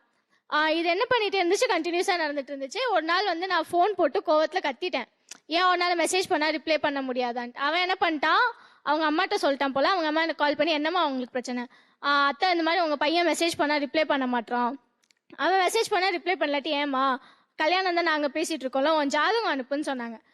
ஜாதகம் அனுப்புன்னு சொன்னோடனே நான் அவனுக்கு மெசேஜ் பண்ணேன் வாட்ஸ்அப்ல, இந்த மாதிரி நான் ஜாதகம் அனுப்பலாமா அப்படின்னு சொல்லிட்டு. ஏன்னா எனக்கு கோவம் வந்துருச்சு, மெசேஜ் பண்ணி ரிப்ளை பண்ணலன்னா நான் எதுக்கு அவன்ட்டு பேசணும் அப்படின்னு சொல்லிட்டு. ஸோ என்ன பண்ணிட்டானா, அவங்க அம்மாட்ட கத்திருக்கான், அந்த பொண்ணு ஏன் என்கிட்ட கேட்டுட்டு தான் உனக்கு ஜாதகம் அனுப்புவாளா அப்படின்னு சொல்லிட்டு. ஸோ அதனால வந்து ஃபேமிலிக்குள்ள ஒரு இஷ்யூ ஆகி அந்த பொண்ணு அந்த பையன், இந்த பொண்ணுக்கு இந்த பையனே வேணாம் அப்படின்னு சொல்லிட்டு ஒரு முடிவே பண்ணிட்டாங்க. ஆக்சுவலா இப்பதான் ரீசெண்ட் டைம்ஸ்ல க்ளோஸ் ஆனோம். ஒரு மெசேஜால ஒரு ப்ராப்ளம் வந்து ஃபேமிலி 2 பிரிஞ்சிருச்சு. நீங்க பாட்டெல்லாம் ரெடி பண்ணி வச்சிருக்கீங்க? அது வந்து மேபி இன்னும் 2-3 அத்தை பசங்க இருக்காங்க சார். வேற ஏதாவது ஒரு அத்தை பசங்க வந்தா இல்லாட்டி வரப்போற மாப்பிள்ளைய வந்து அத்தை பையனா நினைச்சிட்டு பாடலாம். ஏன் வரப்போற மாப்பிள்ளைக்கு பாடக்கூடாதா? பாடலாம் சார், தப்பு இல்ல. ஓகே, குறைஞ்சபட்சம் அவராவது ப்ளூடிக் வந்து மெசேஜ் திருப்பி அனுப்பிச்சிடணும். மெசேஜ் பண்ணா திருப்பி ரெஸ்பாண்ட் பண்ணும் சார். 1 நாள் 2 நாள்னா பரவாயில்ல, 1 மாசம்னா ஓகே. என் குடும்பத்தில் ஏற்பட்ட பிரிவு அல்லது சேர்ந்ததுன்னு சொல்லுவீங்க? எனக்கு ரொம்ப என்னை லவ் பண்ணுறான், என் ஒய்ஃபு லவ் பண்ணுறான். நான் வந்து படிச்சுட்டு, நான் வந்து கிராமத்தில் இருக்கனால கொஞ்சம் வசதி, எங்கள் அப்பாலாம் கம்மி, அப்பா அப்பாலாம் படிக்கல, விவசாயம் தான் பார்த்துட்டு இருக்கேன். அப்படிங்கும்போது அப்போ அங்கே கேட்குறோம், அங்கே பொண்ணு கேட்கும் போது வீட்டில் சொல்கிறாங்க, மாமா கட்டிக்கிறேன் நான், என் பையன் நல்ல பையன் தான், நல்லா படிக்கிறான், கல்லூரி போகிறான், முதல்ல என்னுடைய பட்டதாரி, என் வீட்டில் நான் தான் முதல் பட்டதாரி. அப்போ என்ன சொன்னா, என்கிட்ட கேள்வி கேட்குறேன், எனக்கு ஸ்டாண்டர்டாக ஒரு முடிவு எடுக்க முடியாதுல்ல, என் வீட்லையும் பொருளாதாரம் இல்லை, எங்கள் அம்மா அப்பாவும் கஷ்டப்படுறாங்க. அப்போ என்னன்னா என்னதான் பண்ணலாம், நான் வரேன் எதனாலும் பார்த்துக்குவோம்னு சொல்லிட்டு எங்களுடைய பதிவு திருமணம் தான் நடந்துச்சு. எங்கள் 2 வீட்டுக்குமே தெரியாது. என் ஒய்ஃபை மேரேஜ் பண்ணிட்டு நேராக அவங்க அம்மா அப்பா வீட்டுக்கு அனுப்பி விட்டேன். இப்போ அந்த ஃபோட்டோஸில் எடுத்துக்கோம்ல, ஒரு ஆசிரியர் ஒரு டிஷர்ட் போட்டு ஃபோட்டோ எடுத்துட்டு அவரு வீட்டுக்கெல்லாம் அனுப்பல, அவருடைய எங்கள் மாமனாருடைய பேங்குக்கு கொரியரில் அனுப்பி விட்டேன். பார்த்தோன்னே ஷாக் ஆகிட்டார். இப்போ அந்த பையன் ஒன்று அவரு கிளம்பி அந்த பேங்க் ஸ்டாப் ஒருத்தர் அழைச்சிக்கிட்டு நேரம் எங்க வீட்டு வந்துட்டார். வந்துட்டு அவர் எட்டி வந்துட்டு வந்து பேசினாங்க, என்னப்பா இது மாதிரி இன்னொரு போட்டோ அனுப்பியிருக்கு, எதுவும் டிசைன் இந்த கம்ப்யூட்டர்லாம் பண்ணுறாங்களா அது மாதிரியா அப்படின்னு. நடந்ததெல்லாம் உண்மை சொன்னோன்னே ஒரு அதிர்ச்சி. சரி வாங்க அப்படி போவோம் பேசுவோம்னு சொல்லிட்டு எங்கள் ஊரில் தஞ்சாவூரில் ஒரு பொதுவான இடத்துல எங்கள் அம்மா, எங்கள் அப்பா, எங்கள் சைட்லேருந்து 2 பேர், அவங்க சைட்லேருந்து 2 பேர் வந்து இது பண்ணுறாங்க. இவங்க அம்மா வந்து இன்னைக்கு அதோட காட்சிகளை எனக்கு நினப்பு இருக்கு. சரசரன்னு இழுத்துட்டு போறாங்க. அவங்கள போறாங்கன்னா, நான் சம்பாரிச்சு வச்சிருப்பேன், புருஷன் முன்னாடி 2 பேரும் சேர்ந்து மோளை கல்யாணம் மட்டும் நல்லா வாழலான்னு பாக்குறியா அப்படின்ட்டு போறாங்க. என்னக்கா கோபம், அது கோபத்தின் உச்சம் வருங்களா இல்லைங்களா? நேரா விறுவிறுன்னு போனேன். 300 ரூபாய்க்கு வெறும் புடவை எடுத்தேன். அவங்க அம்மா போயிட்டு இருந்துச்சு, கையை தட்டி விட்டுட்டு புடவை அவள்கிட்ட கொடுத்தேன். இதை கட்டிட்டு இப்படியே வா நம்ம போவோம், அவங்க வந்து என்ன செய்யறாங்களோ பார்த்துவோம். எங்க அப்பாவை நான் சமாளிச்சுக்கிறேன். கையை விட்டா, அதனாலதான் இன்னும் வழியும் அவளை கையை விடாம இருக்கு. நான் அவங்க அம்மா கையை விட்டான். அந்த செகண்ட் தஞ்சாவூர்ல அண்ணா சிலை பக்கத்துல அந்த செகண்ட கையை விட்டான். அப்ப வரையும் அந்த அம்மாவுக்கு தெரியாது கல்யாணம் முடிஞ்சிருச்சுங்கிறது. அவங்களுக்கு தெரியும், மாமியாவுக்கு தெரியாது. ஆனா கூட இருந்த மாமனாருக்கு தெரியும். மாமனாருக்கு தெரியும். அவங்க என்னன்னா பொண்ணு நம்ம கண்ட்ரோல் தானே போறாங்க. அவரு போய் ஏற்கனவே போட்டோ அனுப்பிட்டாண்டி என்கிட்ட இருக்குடி அப்படின்னு. ஏற்கனவே எல்லாம் வச்சிருக்கான். அப்ப அவன் பொண்டாட்டி தான் நீ அழைச்சிட்டு போயிட்டு இருக்க, அழைச்சிட்டு போயிருக்க. கேஸ் கொடுத்தாங்கன்னா பதிவு சான்றெல்லாம் வச்சிருக்கான் அப்படின்னு சொன்னோன்னே அப்புறம் எல்லாம் போட்டு அப்புறம் எப்ப சேர்ந்தீங்க ரெண்டு குடும்பம்? எங்களுடைய காதல், வலிமையான காதல், அத்தை மாமாவுடைய காதல் ஒன்று சேர்த்து இன்னைக்கு எல்லாமே ஒண்ணா இருக்கிறோம். சூப்பர். ஓகே, பக்கத்துல எங்க சொந்த குடும்பத்திலேயே ஒரு சின்ன நிகழ்வுங்க. எங்க அத்தை அவரோட தாய் மாமனை தான் கல்யாணம் பண்ணிக்கிட்டாங்க கிராமத்துல 72ல. அன்றைய காலகட்டத்தில இருந்து இன்றைக்கு வரைக்கும் எங்க அத்தை மாமா ஒற்றுமையா இருக்காங்க. அண்ணன் வீட்டு பிள்ளைங்களை தான் பிள்ளைங்க மாதிரி வளர்த்தாங்க. இப்போ வரைக்கும் அவங்க ஒற்றுமையா இருக்காங்க. எங்களுக்கு எங்க அப்பாவுக்கு நாங்க சாப்பாடு போட முடியல. ஆனா எங்க கிராமத்துல அரியலூர் மாவட்டத்தில் திருமழபாடின்னு ஒரு கிராமங்க. அங்க இப்ப எங்க அத்தை மாமா இருக்காங்க. என் வீட்டில் எங்க அப்பா 2 நாள் தான் சாப்பிட்ருக்காருங்க. நான் திருமணமாகி 32 வருஷம் ஆச்சுங்க. ஒருவேளை மத்தியானம் டீ சாப்பிட்ருக்காரு. நான் அரியலூர்ல ஃபேமிலியோட அப்ப இருந்தேன். ஒருவேளை டீ சாப்பிட்டாரு. ஒரு நாள் இரவு 7 மணிக்கு டிஃபன் சாப்பிட்டு, எப்பா அவன் டிரைவரை வர சொல்லி என்னை வீட்டில் விட்டுற சொல்றா, எனக்கு இங்கெல்லாம் தோதுப்படாதுன்னாரு. அவர் படிக்காதவர், கிராமத்தில் இருந்தவருங்க. அந்த 2 நாள் தான் எங்க அப்பாவுக்கு என் மனைவியால் சாப்பாடு கொடுக்கப்பட்டதுங்க. அது ஆணித்தரமா மன வருத்தமா இருந்தாலும் எங்க அத்தை எங்க தாய் சாணத்துல எங்க குடும்பத்தை நீங்க பாத்துக்கிறாங்க. எங்க மாமா அத்தை வீட்டுக்காரரு எந்த தடையும் எங்களுக்கு செய்யறதுல குறுக்கிட்டதே இல்லை. உரிமையோட செய்யறாங்க. அது உறவு. அதே இன்னொரு காலகட்டத்தில் எங்க பெரியப்பாவோட பையங்க, நாங்க எல்லாம் ஜாயிண்ட் ஃபேமிலியா இன்னும் இருக்கிறோம், பாகம் பிரிச்சுக்கல. அவரு எங்க அப்பா 89ல் எங்க அப்பா எங்க பெரியப்பா எல்லாருமே சேர்ந்து சொந்த மச்சினை வீட்டு பிள்ளைய கல்யாணம் பண்ணிக்கிட்டா, பிஎஸ்சி படிச்சிருந்துச்சு அந்த பொண்ணு. கல்யாணம் பண்ணிக்கிட்டா நம்ம சும்மா ஒற்றுமையா இருப்போம் அப்படின்னு நினைச்சாங்க.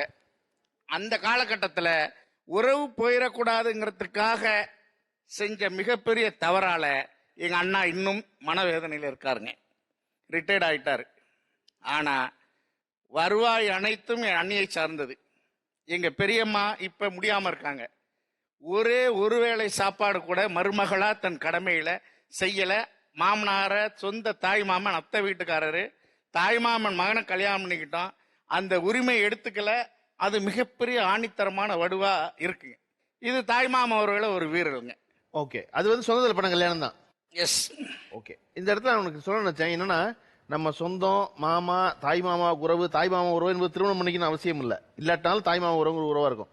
ஆனா உறவில் திருமணம் பண்ணியதால் ஒரு சிக்கல் ஒன்று சொல்றாருல்ல, இதனாலதாங்க இந்த சிக்கல் வந்துச்சு அப்படின்னு. பொதுவாகவே இந்த தலைமுறையில ரொம்ப குறைஞ்சிருச்சு. முறை மாமே முறை பொண்ணுன்னு எல்லாம் பேசுறோமே ஒழிய சந்தோஷம் இருக்கு அப்படிலாம் இருந்தா கூட கல்யாணம் பண்ணிக்கிறதுங்கிறது ரொம்ப குறைஞ்சிருச்சு இல்லையா? குறைஞ்சதுக்கான ரொம்ப முக்கியமான காரணம் மருத்துவமும் ஒரு காரணம் சொல்லுது. நீங்க சொந்தத்துல கல்யாணம் பண்ணாதீங்க, முடிச்ச வரைய தவிர்த்துருங்க அப்படின்னு சொல்லுது. ஆனாலும் நமக்கு அது பழக்கமா இருந்திருக்கு. காரணம், நம்ம வீட்டுல நம்ம பண்ணி பார்க்கும்போது எல்லாரும் நல்லா தானே இருக்காங்க, பிரமாதமா இருக்காங்க அப்படின்னு ஒன்று இருக்கும்போது அதை ஆதாரபூர்வமா கொண்டு சொல்ல முடியல. ஆனா இன்னைக்கு அது ரொம்ப குறைஞ்சிருச்சு தான் இல்லையா? அப்படி ஒரு வித்தியாசத்தை இன்னைக்கு ரொம்ப குறைஞ்சி வருதுங்கிறத உணர்ந்திருக்கீங்களா நீங்க? நிச்சயமாங்க. அதுல பாச பிணைப்பு இல்லாமல் குறைஞ்சிக்கிட்டு இருக்கு. அது என்னை பொறுத்த வரைக்கும் மேலை நாடு கலாச்சாரத்தினுடைய சீரழிவு தான் கருதுறேன். இப்ப எல்லா குழந்தைங்களும் நல்லபடியா தான் பிறக்குது. அதுக்கு அவங்க கன்சீவா இருக்கும்போது எதுவும் மாத்திரை யூஸ் பண்ணியிருக்கலாம், முறை இல்லாத ஒரு செயல் இருந்திருக்கலாம். ஆனா உறவுல கல்யாணம் பண்ற கிடையாது காரணம் நம்புறீங்க நீங்க? கண்டிப்பா நல்லதா தான் இருக்கு. என் குழந்தைங்களாம் லட்டு மாதிரி 2 பசங்க நல்லா இருக்காங்க. ஓகே, நல்லா இருக்கட்டும், சிறப்பு. எல்லாருமே நல்லா மேக்சிமம் இப்ப அந்த இது இல்ல. ஆனா மொத்தத்துல முறை பையன் முறை பொண்ணு கல்யாணம் பண்றது பெருமளவு குறைஞ்சிருக்குங்கிறத நம்புறீங்க இல்லைங்க? குறைஞ்சிருக்கா? சொந்தத்துல முதல்ல கல்யாணம் பண்ணதுக்கு ரீசன் என்னன்னு பாத்தீங்கன்னா, அந்த காலத்து பெண்கள்லாம் அதிகமா பாக்குறதே மாமா பசங்க அத்தை பசங்களை தான் அதிகமா பார்க்க முடியும். வெளி உலகத்து ஆண்கள் கூட அதிகமா பழக்கம் இருக்காது. அது ஒரு காரணத்தினாலவே முதல்ல சொந்தத்திலே கல்யாணம் பண்ணிக்கணும்னு ஆசைப்படுவாங்க. அவங்க ஒரு பாதுகாப்பா அதை உணருவாங்க. 2வது விஷயம் என்னன்னு பாத்தீங்கன்னாக்கா, சொத்து. நம்ம சொத்து வெளியில யாருக்கும் போகாம அந்த சொத்துக்குள்ளாரே இருக்கணும்ன்றதுக்காகவும் அப்படி கல்யாணம் பண்ணுவாங்க. இப்பெல்லாம் பாத்தீங்கன்னா பெண்கள் அப்படியே வீட்டுள்ளாரே இருக்கிறது இல்ல. அதனால அவங்களுக்கு பிடிச்ச மாதிரி வெளியில யாராவது இருந்தா கூட கல்யாணம் பண்ணிக்கிறாங்க. அதனால இப்ப குறைஞ்சி இருக்குதான். குறைஞ்சா இருக்கு. சொந்தத்துல கல்யாணம் பண்ணிக்க கூடாதுன்னு சொல்றதுக்கு காரணம் மருத்துவம் ஒரு காரணம் சார். இன்னொன்னு என்னன்னா பொருளாதாரம் மிகப்பெரிய ரொம்ப காரணமா இருக்குங்க சார். இப்ப என்னோட வாழ்க்கையில பாத்தீங்கன்னா ரெண்டு தலைமுறையா எங்க சொந்தத்துல கல்யாணம் பண்ணவே இல்லை. இப்ப நான் 3வது தலைமுறை. இப்ப நாங்க ஓரளவுக்கு இப்பதான் சார் கொஞ்சம் க்ளோஸா இருந்துகிட்டு இருக்கோம். இப்ப இருக்க பாத்தீங்கன்னா இப்ப நானும் என் அத்தை பொண்ணை இப்ப லவ் பண்ணிட்டு இருக்கேன் சார். அந்த இது வீட்டுக்கு தெரிய வரும்போது என்னோட பேக்ரவுண்ட்ல பொருளாதாரம் கம்மியா இருக்கனால வேணான்ற மாதிரி சொல்லிடுறேன். ஆனா நான் வாய் விட்டு வேணான்றதை சொல்லலைங்க சார். போய் பாத்துக்கலாம், பேசிக்கலாம், நீ பின்னாடி ஃபியூச்சர்ல நல்லா வா, அதுக்கப்புறம் பாத்துக்கலாம் அந்த மாதிரி சொன்னாங்க சார். அதனால நான் என்ன பண்ணேன்னா என்னோட இப்போ எனக்கு அந்த பொண்ணு நான் அந்த பொண்ணை கல்யாணம் பண்ணுறேன்னு ஒரு முடிவாக இருக்கேங்க சார். அப்போ நான் சேர்த்து வச்ச காசு ஒரு 50,000 இருந்துச்சு சார். நான் ஆரம்பத்தில் சேர்த்து வச்ச காசு 50,000 இருந்துச்சு. அந்த பொண்ணுகிட்ட கேட்டேன், 50,000 தான் பணம் இருக்குது, இதை வச்சு நம்ம என்ன பண்ண முடியும்னு கேட்டதுக்கு, மாமா இதை வச்சு ஏதாவது ஒரு பிசினஸ் பண்ணுவோமா, நீ ஏதாவது ஓரளவுக்கு கொஞ்சம் ஓரளவுக்கு முன்னுக்கு வந்துட்டனா கூட நம்ம அதை வச்சு ஏதாவது பொண்ணு நீ வந்து மறுபடியும் கேளுவாமா, அப்போ பேசிக்கலாமான்னு சொன்னாங்க சார். நான் அதை பேஸ் பண்ணி இப்போ நான் என்னோட சொந்த உழைப்புல இப்போ மேலே மாடியில் வீடு கட்டிட்டு இருக்கேன் சார். இப்போ ஓரளவுக்கு ஃபுல்ஃபில் 90% முடிச்சிட்டேங்க சார். அடுத்தாப்புல பார்த்தீங்கன்னா இப்போ இந்த ஒரு வருஷமா இப்போ என் சாமி கூட நான் பேசுறது இல்லைங்க சார். அந்த பொண்ணு கூட நான் பேசுறது இல்லை. ஏன் அந்த பேச வேணாம்னு சொல்லிட்டாங்க சார். அந்த பையன் முன்னாடி வரட்டும், ஓரளவுக்கு ஒரு நெருங்கி ஹை கிளாஸ்ல வந்தானா அதுக்கப்புறம் பார்த்துக்கலாம், அந்த பொருளாதார தம்பி இது பத்தி சொல்றாங்க சார். அப்படி சொன்னோடனே சரி நான் என்னோட தகுதிக்கு என்னமோ நான் அதை பண்றேன், அதை பண்ணதுக்கப்புறம் நான் வந்து போல்டா வந்து கேட்கறேன், அதுக்கப்புறம் கொடுக்க முடியல சொன்னா அதுக்கப்புறம் என்னன்றதை பாத்துலாம்னு சொல்லிட்டு நான் சொல்லிட்டு இருந்தேன் சார். இப்போ என்கிட்ட கையில அந்த வயல்ல 2 லட்சம் பணமும் இருக்குது, சொந்த வீடும் இருக்குது, பேங்க்ல 85,000 பணமும் போட்டு வச்சிருக்கேன் சார். இப்போ இந்த நிலைமையில நான் ஓரளவுக்கு வந்துட்டேன் சார். இனிமேலும் என்னால் அந்த பொண்ணை நல்லா பாத்துக்க முடியுன்ற முழு நம்பிக்கை எனக்கு இருக்கு சார். இப்போ எனக்கு அந்த பொண்ணை கட்டி கொடுங்க நான் கேட்கற அளவுக்கு நான் இருக்கிறேன் சார். ஆனா அவங்க என்ன சொல்றாங்க, இன்னும் பாத்துக்குவா இன்னும் பாத்துக்கலான்ற மாதிரியே சொல்லிட்டு இருக்காங்க சார். எனக்கு எப்படியா அந்த பொண்ணை கல்யாணம் பண்ணணும், நான் 0ல இருந்தேன் சார். இப்போ என்னோட நான் பேஸ் பண்ணி ஒரு 10% கொஞ்சம் மேல வந்துட்டு எனக்கு ஒரு நம்பிக்கை இருக்குங்க சார். நான் முழுசா அந்த பொண்ணுக்காக வாழணும்னு நான் ஆசைப்படுறேன் சார். எனக்கு அந்த பொண்ணு எப்படியா கல்யாணம் பண்ண ரொம்ப குறிக்கோள்ல இருக்கேன் சார். அதனால நான் அந்த பொண்ணுக்காக நான் இவ்வளவு முயற்சி பண்ணி என்னால முடிஞ்ச அளவுக்கு நான் ஓரளவுக்கு வந்துட்டேன் சார். ஓகே, இந்த உறவுகள்ல திருமணம் பண்றது ரொம்ப குறைஞ்சிருக்குன்னு நினைக்கிறீங்களா? அது கண்டிப்பா குறைஞ்சிருக்கு சார். ஏன்னா இப்ப இருக்கிற பேரண்ட்ஸ் எல்லாருமே எஜுகேட்டட் பேரண்ட்ஸா தான் இருக்காங்க. இப்ப இருக்கிறவங்க எல்லாருமே மித்த நம்புறதில்ல, அவ்வளவா சயின்ஸை நம்ப ஆரம்பிச்சிட்டாங்க. ஸோ சயின்ஸை நம்பும் போது சொந்தத்துல கல்யாணம் பண்ணும்போது ஜெனட்டிக்ல ப்ராப்ளம் வரும்னு நம்புற பேரண்ட்ஸும் நிறைய இருக்காங்க. அதுல நம்மளுக்கு ப்ரூஃப் எதுவும் கிடையாது. இருந்தாலுமே நம்ம குழந்தை அப்படி பிறந்துருமோ அப்படின்னு சொல்லி ஒரு பக்கம் அவங்களுக்கு வந்து பயம் இருக்கதான் செய்யுது. அந்த மாதிரி பயம் இருக்கிறதுனாலயே அவங்க வந்து சொந்தத்துல பண்ண தேவையில்ல அப்படின்ற ஒரு தாட்டை அவங்க எடுக்கிறாங்க. மற்றபடி பார்த்தோம்னா ப்ரூஃப் கிடையாது. மற்ற எல்லா குழந்தைங்களை போலதான் இப்ப அந்த அக்கா சொன்னாங்கல்ல, சோ எல்லா குழந்தைங்களும் நார்மலா தான் பிறக்குது. பட் அந்த ஒரு பயம் தான் அவங்கள தடுக்குதுன்னு நினைக்கிறேன் சார். முறை பையன் முறை பொண்ணு கல்யாணம் பண்றது பெருமளவு குறைஞ்சிருக்குங்கிறது நம்புறீங்க இல்லைங்க? குறைஞ்சிருக்கா? இல்ல சார், எங்க குடும்பத்துல வந்து நான் 2 சித்தி, ஒரு பெரியம்மா, எங்க அம்மா இருக்காங்க. அதுல வந்து 2 மாமா, எல்லாருமே பொண்ணு கொடுத்து பொண்ணு எடுத்து இன்னைக்கும் அதே சொந்த பந்தத்துக்குள்ள இணைஞ்சு இன்னைக்கும் இருக்கும். இனிமேலும் அடுத்த தலைமுறையும் இருக்கும். இன்னைக்கு என் பையனை படிக்க வச்சுட்டு என் பையன் படிக்கலன்னு சொல்லிட்டு அழுதுன்னா அடுத்த செகண்ட் எங்க அண்ணன் வந்து கவலைப்படாத, என் பொண்ணை நான் கட்டுறேன், அவனை ரொம்ப டார்ச்சர் பண்ணாத. அந்த விஷயத்துல வந்து எனக்கு ரொம்ப பெருமையா இருக்கு சார். வந்து எனக்கு வந்து இப்போ கல்யாணம்ன்றது பாத்தீங்கன்னா ஒரு 2 மனசு ஒண்ணு சேர்றது கல்யாணம்னு சொல்லுவாங்க. அதே மாதிரி 2 புது குடும்பமும் ஒண்ணு சேர்றது கல்யாணம் ஆகி போச்சு. சோ உள்ளுக்குள்ள கல்யாணம் பண்றது நின்னு ஒரு 2 புது குடும்பம் வந்து ஒண்ணு சேர்றதான் கல்யாணம் ஆகி போச்சு சார். சோ அதனால குறைஞ்சி வெளியே இருந்து கல்யாணம் பண்ண ஆரம்பிச்சிட்டாங்க சார். முறை பையன் வர்சஸ் முறை பெண் என்று பேசிக் கொண்டிருக்கிறோம். இருவர் வாழ்க்கையிலும் நடந்த சுவாரஸ்யங்கள், எதிர்பார்ப்புகள், ஆசைகள் எல்லாவற்றையும் பேசி நம்மோடு இணைந்து கொள்ள 2 சிறப்பு விருந்தினர்கள் வந்திருக்கிறார்கள். முதலாம் அவர் இயக்குனர் நடிகர் திரு அனுமோகன் அவர்கள். அவரோடு அரங்கை பகிர்ந்து கொள்ள வந்திருப்பவர் எழுத்தாளர், வசனகர்த்தா, பத்திரிகையாளர், இனிய நண்பருமான திரு பாஸ்கர சக்தி அவர்கள்.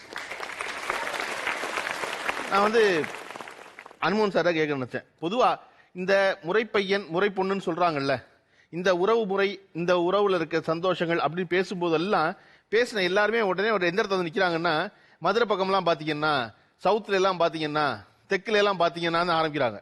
அதை போல எல்லா இடத்துலயும் முறை பையன் தான், எல்லா இடத்துலயும் முறை பொண்ணு தான். நீங்க தொடர்ச்சியாக கோயம்புத்தூர்ல இருக்க கோவையினுடைய எல்லா ஸ்லாங்கையும் பேசுற, அதை பத்தி முழுமையா அறிஞ்ச ஒருத்தர் தொடர்ச்சியா உங்களுடைய படங்கள் எல்லாவற்றிலும் அதை தான் நீங்க வந்து வெளிப்படுத்திருக்கீங்க. அந்த வட்டாரங்கள்லயும் இந்த பழக்கம் இருக்குதானே? இப்ப கோயமுத்தூருன்னு கிடையாது, தமிழ் இனம், தமிழ்நாடு அப்படின்னு எடுத்துக்கிட்டாவே அந்த முறைப்பெண் முறைப்பையன் அப்படிங்கிறது வந்து தொன்று தொட்டு இருக்கு. பொதுவாக ஒரு நல்ல டாபிக் இது, முறை பெண் முறை பையன் அப்படின்னு சொல்லும் பொழுது எனக்கு ஒரு 60 வருடங்களுக்கு முன்பு நான் பார்த்த ஒரு சம்பவம். 65 வருஷம் ஆயிடுச்சு. என்னுடைய 10வது வயசுன்னு வச்சுங்களேன், 9-10 வயசுல. அப்போ வந்து என்ன பண்ணுவாங்கன்னா, காது குத்து கல்யாணம்னு வைப்பாங்க. காது குத்து கல்யாணம், காது குத்து கல்யாணம்னு சொல்லுவாங்க. இந்த காது குத்து கல்யாணம் அப்படின்னா என்னன்னா, ஒரு முறை பொண்ணுக்கும் ஒரு முறை பையனுக்கும் குழந்தையாக இருக்கும் பொழுதே, அண்ணே உங்க பொண்ணுக்கு தான் என் பையன் அப்படின்னு சொல்லி தாய் மாமா மடியில உட்கார வச்சு காது குத்திட்டு அப்பவே நிச்சயம் பண்ணி கல்யாணம் பண்ணிடுவாங்க. இந்த இளம் பருவத்திலேயே இவன் இவளுக்குத்தான், இவள் இவனுக்குத்தான் ஒரு நிச்சயம் பண்ணும். அது பேர் தான் காது குத்து கல்யாணம். அதெல்லாம் தொன்றுட்டு அப்படியே மறைஞ்சிட்டே வந்துடுச்சு.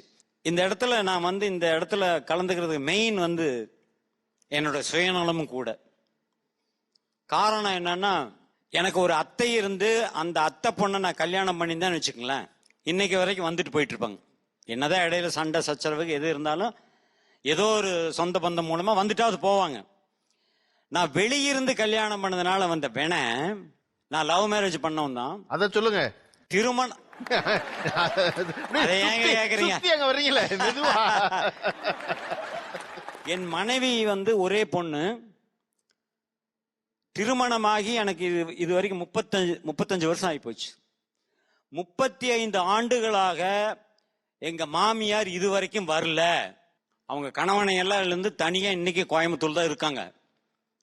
வீம்பு. இதே ஒரு அத்தை பொண்ண நான் கல்யாணம் பண்ணியிருந்தான்னா சொந்தம் விட்டு போக கூடாது, வந்து போயிட்டு இருப்பாங்க. சுயநலம்னு ஏன் சொன்னா, இந்த நிகழ்ச்சியை பார்த்துட்டாவது அந்த அம்மா அந்த தாய் மீண்டும் எங்களை வந்து பார்க்க வேண்டும். அதுதான் உங்க ஆசீர்வாதம் வேணும். வாங்க தாயே, வாங்க தாயே, வாங்க தாயே. நன்றி.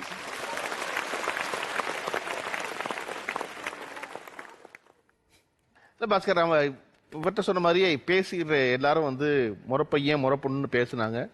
அன்னைக்கு இருந்த அந்த பரவசம், அந்த சந்தோஷம், அதெல்லாம் இருக்கு இல்லையா? ஒரு எழுத்தாளராக உங்களுக்கு அது ஒன்று தெரியும். அது இன்னைக்கு நிலைச்சிருக்கா? அதுக்கு முன்னாடி ஒரு தகவல், நானு முறப்பொண்ணை தான் கல்யாணம் பண்ணியிருக்கேன். என் தாய் மாமா மகளை தான் கல்யாணம் பண்ணிருக்கேன். ஓ, மாட்டிக்கிட்டீங்களா? சரி சரி. எல்லாமே ஒரு விதமான நமக்கு வசதியான விஷயம் தான் எல்லாமே. இந்த தாய்மாமன் உறவுன்னு இருக்கு இல்லையா? என்னுடைய சின்ன வயதுல வந்து எங்க தாத்தா பேசும்போது சொல்லுவாரு, பொண்ணு பாக்குறாங்கன்னு வைங்க, அந்நியத்துல யாராவது பொண்ணு பாக்குற தகவலை அவர்கிட்ட சொல்லும்போது அவர் என்ன சொல்லுவாருன்னா, ஏப்பா பஸ் ஏறி போய் அப்பா சம்பந்தம் பண்றது, இன்னுக்குள்ளேயே பாருப்பா அப்படிம்பாரு. ஏன்னா அந்த காலத்துல வந்து டிரான்ஸ்போர்டேஷன்லாம் பெருசா கிடையாது. நீங்க நல்லது கெட்டதுக்கு அடிக்கடி போய் வர்றதுக்கான கட்டுப்படி ஆகாது. எல்லாம் விவசாயம் பார்த்துட்டு இருக்கவங்க, விட்டுட்டு போக முடியாது. பஸ் கிடையாது, இந்த மாதிரி இப்ப இருக்க மாதிரி வசதிகள் கிடையாது. ஸோ அங்கனக்குள்ளேயே பண்ணிக்கணுன்றது அப்ப இருந்த ஏற்பாடு. அதுக்கு ரொம்ப சௌகரியமான ஒரு விஷயம் தான் தாய்மாமங்களை கட்டிக்கிறது. அப்புறம் இன்னொன்னு என்னன்னா, சொத்து வெளியில போயிடக்கூடாது. அதுல வந்து ஒரு வசதிகரமான ஒரு ஏற்பாடு மாமன் பொண்ணை கல்யாணம் பண்ணிக்கிறது, அத்தை மகனை கல்யாணம் பண்ணிக்கிறது அப்படின்றது. அது சார்ந்த சம்பிரதாயம் சடங்கு சார் சொன்ன மாதிரி சின்ன வயசுலேயே பண்றது. எங்க ஊர் பக்கத்துல ஒரு குறிப்பிட்ட சமூகம் இருக்காங்க. அவங்க என்ன செய்வாங்கன்னா, பிறந்த உடனே வந்து இந்த பையனுக்கு குழந்தையா இருக்கும்போது ஃபிக்ஸ் பண்ணிடுவாங்க. அந்த எல்லாமே ஒரே ஏஜ்ல இருக்க மாட்டாங்க. ஒரு 2 வயசு மூத்தது அப்படிதான் இருப்பாங்க. என்ன பண்ணுவாங்க, எல்லாருக்கும் ஒரு வயசு வர வரைக்கும் வெயிட் பண்ணி ஒரே பந்தல்ல ஒரு 10 கல்யாணம் நடக்கும். அந்த மாதிரி அது ஏன்னா அது எல்லாமே ஒரு ஜாயிண்ட் ஃபேமிலி, பெரிய ஜாயிண்ட் ஃபேமிலி, ஒரு 500 பேர் இருப்பாங்க. அந்த ப்ராப்பர்ட்டி வெளியவே போகாது, அவங்களே அதுக்குள்ள வேலை செய்வாங்க. எல்லாமே நம்மளுடைய இந்த வசதி சார்ந்தது. அதுல ஒரு முக்கியமான உறவு இதை வந்து ஓவரா ரொமான்டிசைஸ் பண்ணி வச்சிருக்கோம். அது ஒரு உண்மையான விஷயம். ஒரு காலத்துல வசதியாக இருந்த ஒரு ஏற்பாடு இப்ப கொஞ்சம் இதெல்லாம் வந்து இன்னும் சொல்ல போனா சிங்கிள் சைல்டு வந்த பிறகு, ஒரு குழந்தை தான் ஒரு வீட்டுல வந்த பிறகு ஒரு கட்டத்துல தாய் மாமே அத்தையெல்லாம் கிடையாது. ஸோ இதனுடைய தன்மை மாறி போச்சு ரொம்ப. எனக்கு 6-7 மாமா பொண்ணுங்க இருந்தாங்க. இந்த 16 படம் இருக்கு பாத்தீங்களா, அது மாதிரி வெக்கேஷனுக்கு ஊருக்கு போற குடும்பம் நாங்க. எங்க மாமா ஊருக்கு போவோம். எனக்கு ஒரு 6-7 மாமா பொண்ணுங்க இருந்தாங்க. எல்லாருமே என்னை விட பெரியவங்க. அவங்களுடைய தாயம் விளாடுற ஆள் ஒரே ஆண் நான் தான். என்னை உள்ள கூட உட்கார வச்சுக்குவாங்க அவங்களோட. அவங்கெல்லாம் பெரிய பொண்ணுங்க, நான் வந்து சின்ன பையன். ஆனா அவங்க கூட சம்மதியா விளையாடும்போது அவங்க என்னை கேலி பண்ணுவாங்க.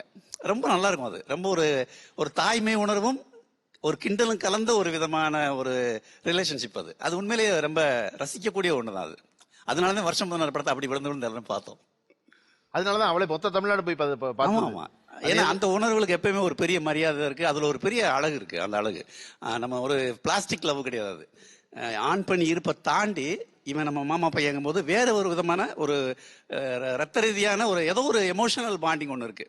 அது இதை விட கொஞ்சம் ஒரு டிகிரி கூடுதலா இருக்கு. அதுல இதை விட நார்மலா வேற யாரோ பண்ணிக்கிறாங்களே, 2 பேர் கல்யாணம் பண்ணிக்கிறாங்க. அதை விட இதுல வந்து ஒருவேளை இவங்களுக்கு கல்யாணம் ஆகாம போயிட்டா கூட அந்த உறவின் இது இருக்கு இல்லையா, அது கடைசி வரைக்கும் இருக்குல்ல. மாமா பையன் அத்தை பண்ணுன்ற அந்த ஒரு உறவு கடைசி வரைக்கும் இருக்குல்ல. அவங்க கல்யாணமே பண்ணிக்க வேண்டியதில்லை. பண்ணிக்காட்டியும் கூட அந்த ஒரு சின்ன கிரஷ் இருந்திருக்கும். அந்த கிரஷை வந்து அவங்க வந்து கடைசி வரைக்கும் சேஃபா வச்சிருப்பாங்க மைண்ட்ல. ஏதோ ஒரு ஓரத்துல ஏதோ ஒரு ரூம்ல போட்டு பூட்டி வச்சிருப்பாங்க பத்திரமா. இவங்க அந்த 5 ரூபா நோட்டை பூட்டி வச்ச மாதிரி. ஸோ அது ஒரு அழகான விஷயம் தான். நம்ம லைஃப்ல வந்து ஒட்டுமொத்தமா நீங்க ரிவைண்ட் பண்ணி பாத்தீங்கன்னா, ஏன்னா மிச்சம்னு பார்த்தா இந்த மாதிரி சின்ன சின்ன மொமெண்ட்ஸ் தானே மிச்சம். அதுல ஒரு முக்கியமான ரோல் வந்து இந்த ரிலேஷன்ஷிப்புக்கு இருக்குன்னு நான் நினைக்கிறேன். நம்ம நீண்ட நேரம் இந்த தலைப்பை வந்து பேசணும். ரொம்ப தற்செயலா அமைஞ்சது. காதல் திருமணம் பண்ண இயக்குனர் அனுமோகன் வந்து ஒரு சிறப்பு விருந்தினராகவும், தன் உறவிலேயே திருமணம் பண்ண திரு பாஸ்கர சக்தி வந்து மற்றொரு சிறப்பு விருந்தினராக வந்தது. நீங்க இன்றைய தலைமுறையில இது குறைஞ்சிருக்கு, ஒரு காலகட்டத்தில் இது நிறைய நடந்திருக்கு அப்படிங்கிறதுல ரொம்ப முக்கியமான காரணம் வந்து அவர்கள் பேசிக்கிட்டு இருக்கும் ஒரு விஷயம் சொன்னாங்கல்ல, உன் பையன் படிக்கலைன்னா அடிக்காதவனை அவனுக்கு வந்து நான் என் பொண்ணை கட்டி கொடுத்துட்றேன் அப்படின்னு. அந்த அப்பாவின் மனதில் இருப்பது என்ன அப்படின்னா, படிக்காதவனை கல்யாணம் பண்ணா என் மக என்ன ஆவாங்கிறத பத்தி அக்கறை இல்லை. இன்னைக்கு என் தங்கச்சி கண்ணில் கண்ணீர் வரக்கூடாது, இன்னைக்கு என் தங்கச்சி பதட்டமாகக்கூடாது, என் தங்கச்சி சந்தோஷமா இருந்ததுன்னு மட்டும்தான். அதுக்கப்புறம் இந்த பயலை நல்லா பார்த்துக்கிறது தான் நான் இருக்கனே, அப்படி ஆயிடுவாங்கிற நம்பிக்கை. அதனால இந்த உறவில் தனக்கு நெருக்கமாக இருப்ப ஒருத்தரை சந்தோஷம் வைத்துக் கொள்வதற்காகத்தான் திருமணம் அப்படின்னு இருந்துச்சு. அந்த பையனை பொண்ணை பத்தி ஒன்றும் முக்கியம் கிடையாது, அவனை அப்புறம் பார்த்துக்கலாம் அப்படிங்கிறது. இந்த உறவை ரொம்ப நெருக்கி வச்சிடணும், தொடர்ந்து வேணும் அப்படின்னு நினைக்கிறதுனால தான் அந்த வேலையை செஞ்சுட்டு வந்தோம். அதனால தான் பெரும்பாலும் பொருளாதார ரீதியை பின்னாடி சொல்றீங்க. இப்ப ஒரு இந்த உறவுக்குள்ள திருமணம் பண்றதுல வந்து பொருளாதார ரீதியாக காரணம், பொருளாதாரமாவே கூட தவிர்த்த காலகட்டங்கள் உண்டு. அதனால என்ன, தங்கச்சிட்ட பணம் இல்லை பரவாயில்ல கட்டிக்கலாம் அப்படி கட்டிக்கிற காலமும் உண்டு, ஒரு காலத்தில் இருந்துச்சு. முக்கியம் என்ன அப்படின்னா, தன் உடன் பிறந்த ஒருத்தனை, அந்த பையன் சுமாரா இருக்கான், படிக்கல, அந்த பொண்ணு வந்து படிக்கல அப்படிங்கிற விட்டுறக்கூடாது. தங்கச்சி மாவை படிக்கல அதுக்காக விட்டுறதா, பரவாயில்ல நான் கல்யாணம் பண்ணி வச்சுக்கிறேன் மகனுக்கு அப்படி சொல்றது அதான் முக்கியமான அடிப்படை காரணமா இருந்துச்சு. பின்னாடி போக போக நடக்க நடக்க நடக்க அதுவெல்லாம் இல்லாம எல்லாரும் விலகி அவரவர் இருக்கும்போது என் மகள் என்ன ஆவா, என் மகளை நல்லா பாத்துக்கணும்ல, அதுக்கு நல்ல புருஷன் கிடைப்பானா, என் மகன் என்ன ஆவான், அவன் படிச்சிருக்கான், கூடவே படிச்ச பொண்ணாதான் வாழ்க்கை பூரா உதவியா இருக்குமே, என் தங்கச்சி மகன் படிக்கலையே அப்படின்னு நினைக்கிறது இருக்கு இல்லையா, நினைக்க வரும்போது அது கொஞ்சமா குறைஞ்சிக்கிட்டே வருது. அப்புறம் பின்னாடி வந்து இவர்கள் எல்லாரும் சொன்னதை போல அத்தை மாமாங்கிறதே இல்லாம போயிடுச்சு.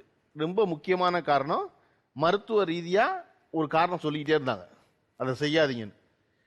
கல்யாணம் பண்ண வீட்டில் எல்லா பிள்ளைகளும் சிறப்பா இருந்திருக்கு, இருக்கணும், சரியா, இருந்தது மகிழ்ச்சி தான். ஆனா அப்படி ஒரு காரணம் இருக்காங்கும் போது இது ஒரு காரணமா, மருத்துவம் காரணமா இல்லையே, நான் புள்ள பெற்று வச்சிருக்கேன் லட்டு மாதிரி இருக்குன்னு அந்த அக்கா சொல்றாங்கல்ல, அதுக்கான காரணம் மகிழ்ச்சி, ரொம்ப சந்தோஷம். இதன் பிறகும் தொடர்ந்து யார் வீட்டில எல்லாம் உறவுகளை கல்யாணம் பண்ணிக்கலாம் அவர்களுக்கெல்லாம் ரொம்ப ஆரோக்கியமான பிள்ளைகள் பிறந்துட்டு தான் எல்லாரும் வாழ்த்துவாங்க. ஆனா அது ஒரு காரணமா இருக்கு இன்னைக்கு குறைவதற்கு. அப்ப இது உறவுல கல்யாணம் பண்றோம், கல்யாணம் பண்ணல, வெறும் காதலாவே இருக்கு, அந்த கணவன் காத்திருக்குன்றதுல ரொம்ப சிறப்பு என்னன்னா, அவர் சொன்ன மாதிரி எனக்கு ஒரு 5 ரூபா நோட்டு கொடுத்தா எங்க அத்தை மக, 5 ரூபா நோட்டை ரொம்ப பத்திரமா வச்சிருந்தேன். அதை விட அவர் கண்ணீர் வந்த கணம் எது தெரியுமா, அந்த 5 ரூபா நோட்டை அதுக்கப்புறம் நான் பார்க்கவே இல்லை. என் மனைவி இறந்து போனாங்க, இறந்து போனதுக்கு அப்புறம் எடுத்து பிரிச்சு பார்த்தா என் மனைவி என் அத்தை பொண்ணை எனக்கு பிடிக்குங்கிறதுனால 5 ரூபாயை பாதுகாத்தேங்கிறதுனால அவள் தன் வாழ்நாள் பூரா பாதுகாத்து எனக்கு கொடுத்துட்டு போனாள்ல, அதுதான் ரொம்ப முக்கியம். அவர் அத்தை பொண்ணை நினைச்சு அழுததை விடவும் அவர் மனைவி நினைச்சு அழுதுதான் அதிகம். அப்ப அத்தை பொண்ணை கடைசியில் கல்யாணம் பண்ணி அப்ப தினம் நங்கு நங்குன்னு மண்டையில கொட்டிட்டே இருந்தான்னு வச்சுக்கோங்க, அதுவா முக்கியம். கணவன் மனைவியா இருப்பது அந்த காதல் கடைசி வரை நீடிச்சிருப்பதுதான். அது அத்தை பொண்ணா வெளியில கல்யாணம் பண்றோமாங்கிறது முக்கியம் இல்ல. வெளியில கல்யாணம் பண்ண அனுமோகன் இன்னைக்கு வந்து தன்னுடைய மாமியார அம்மா வந்துருங்க எங்க வீட்டுக்கு ஆகி போச்சு, அதுக்கப்புறம் எங்க மகளுக்கு கல்யாணம் பண்ணிட்டு இப்ப மக வந்து மறுபடியும் பிள்ளை பெற போறா, நீங்க தான் வந்து பிரசவம் பார்க்கணும்னு சொல்லும் பொழுது அவர் அத்தையா இருந்தா கூட இவ்வளவு அன்பா கூப்பிட்டுப்பாருன்னு தெரியாது, ஆனா அந்த அம்மா இவ்வளவு அன்பா கூப்பிடுறாரு. அப்ப உறவுகள் ரொம்ப தொடர்ச்சியா நீடிச்சு இருப்பதற்கு அந்த வெளிப்படைத்தன்மையும் அந்த அன்பு தான் முக்கியம். நிகழ்ச்சியில் சிறப்பாக பேசியவருக்கு பங்காற்றியவருக்கு கௌரா பதிப்பகம் வழங்கும் ரூபாய் 4000 மதிப்புள்ள புத்தகங்கள் பரிசு, இரு பக்கங்கள் தான் ஆளுக்கு ஒருவருக்கு பரிசு.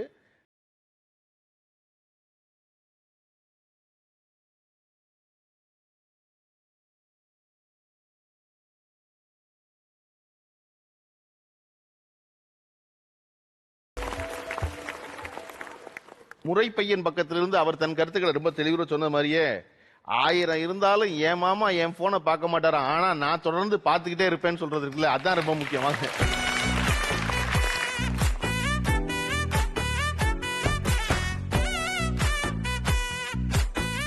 அந்த வேட்டி தூக்கி மடிச்சு கட்டி பக்கத்துல நில்லுங்க.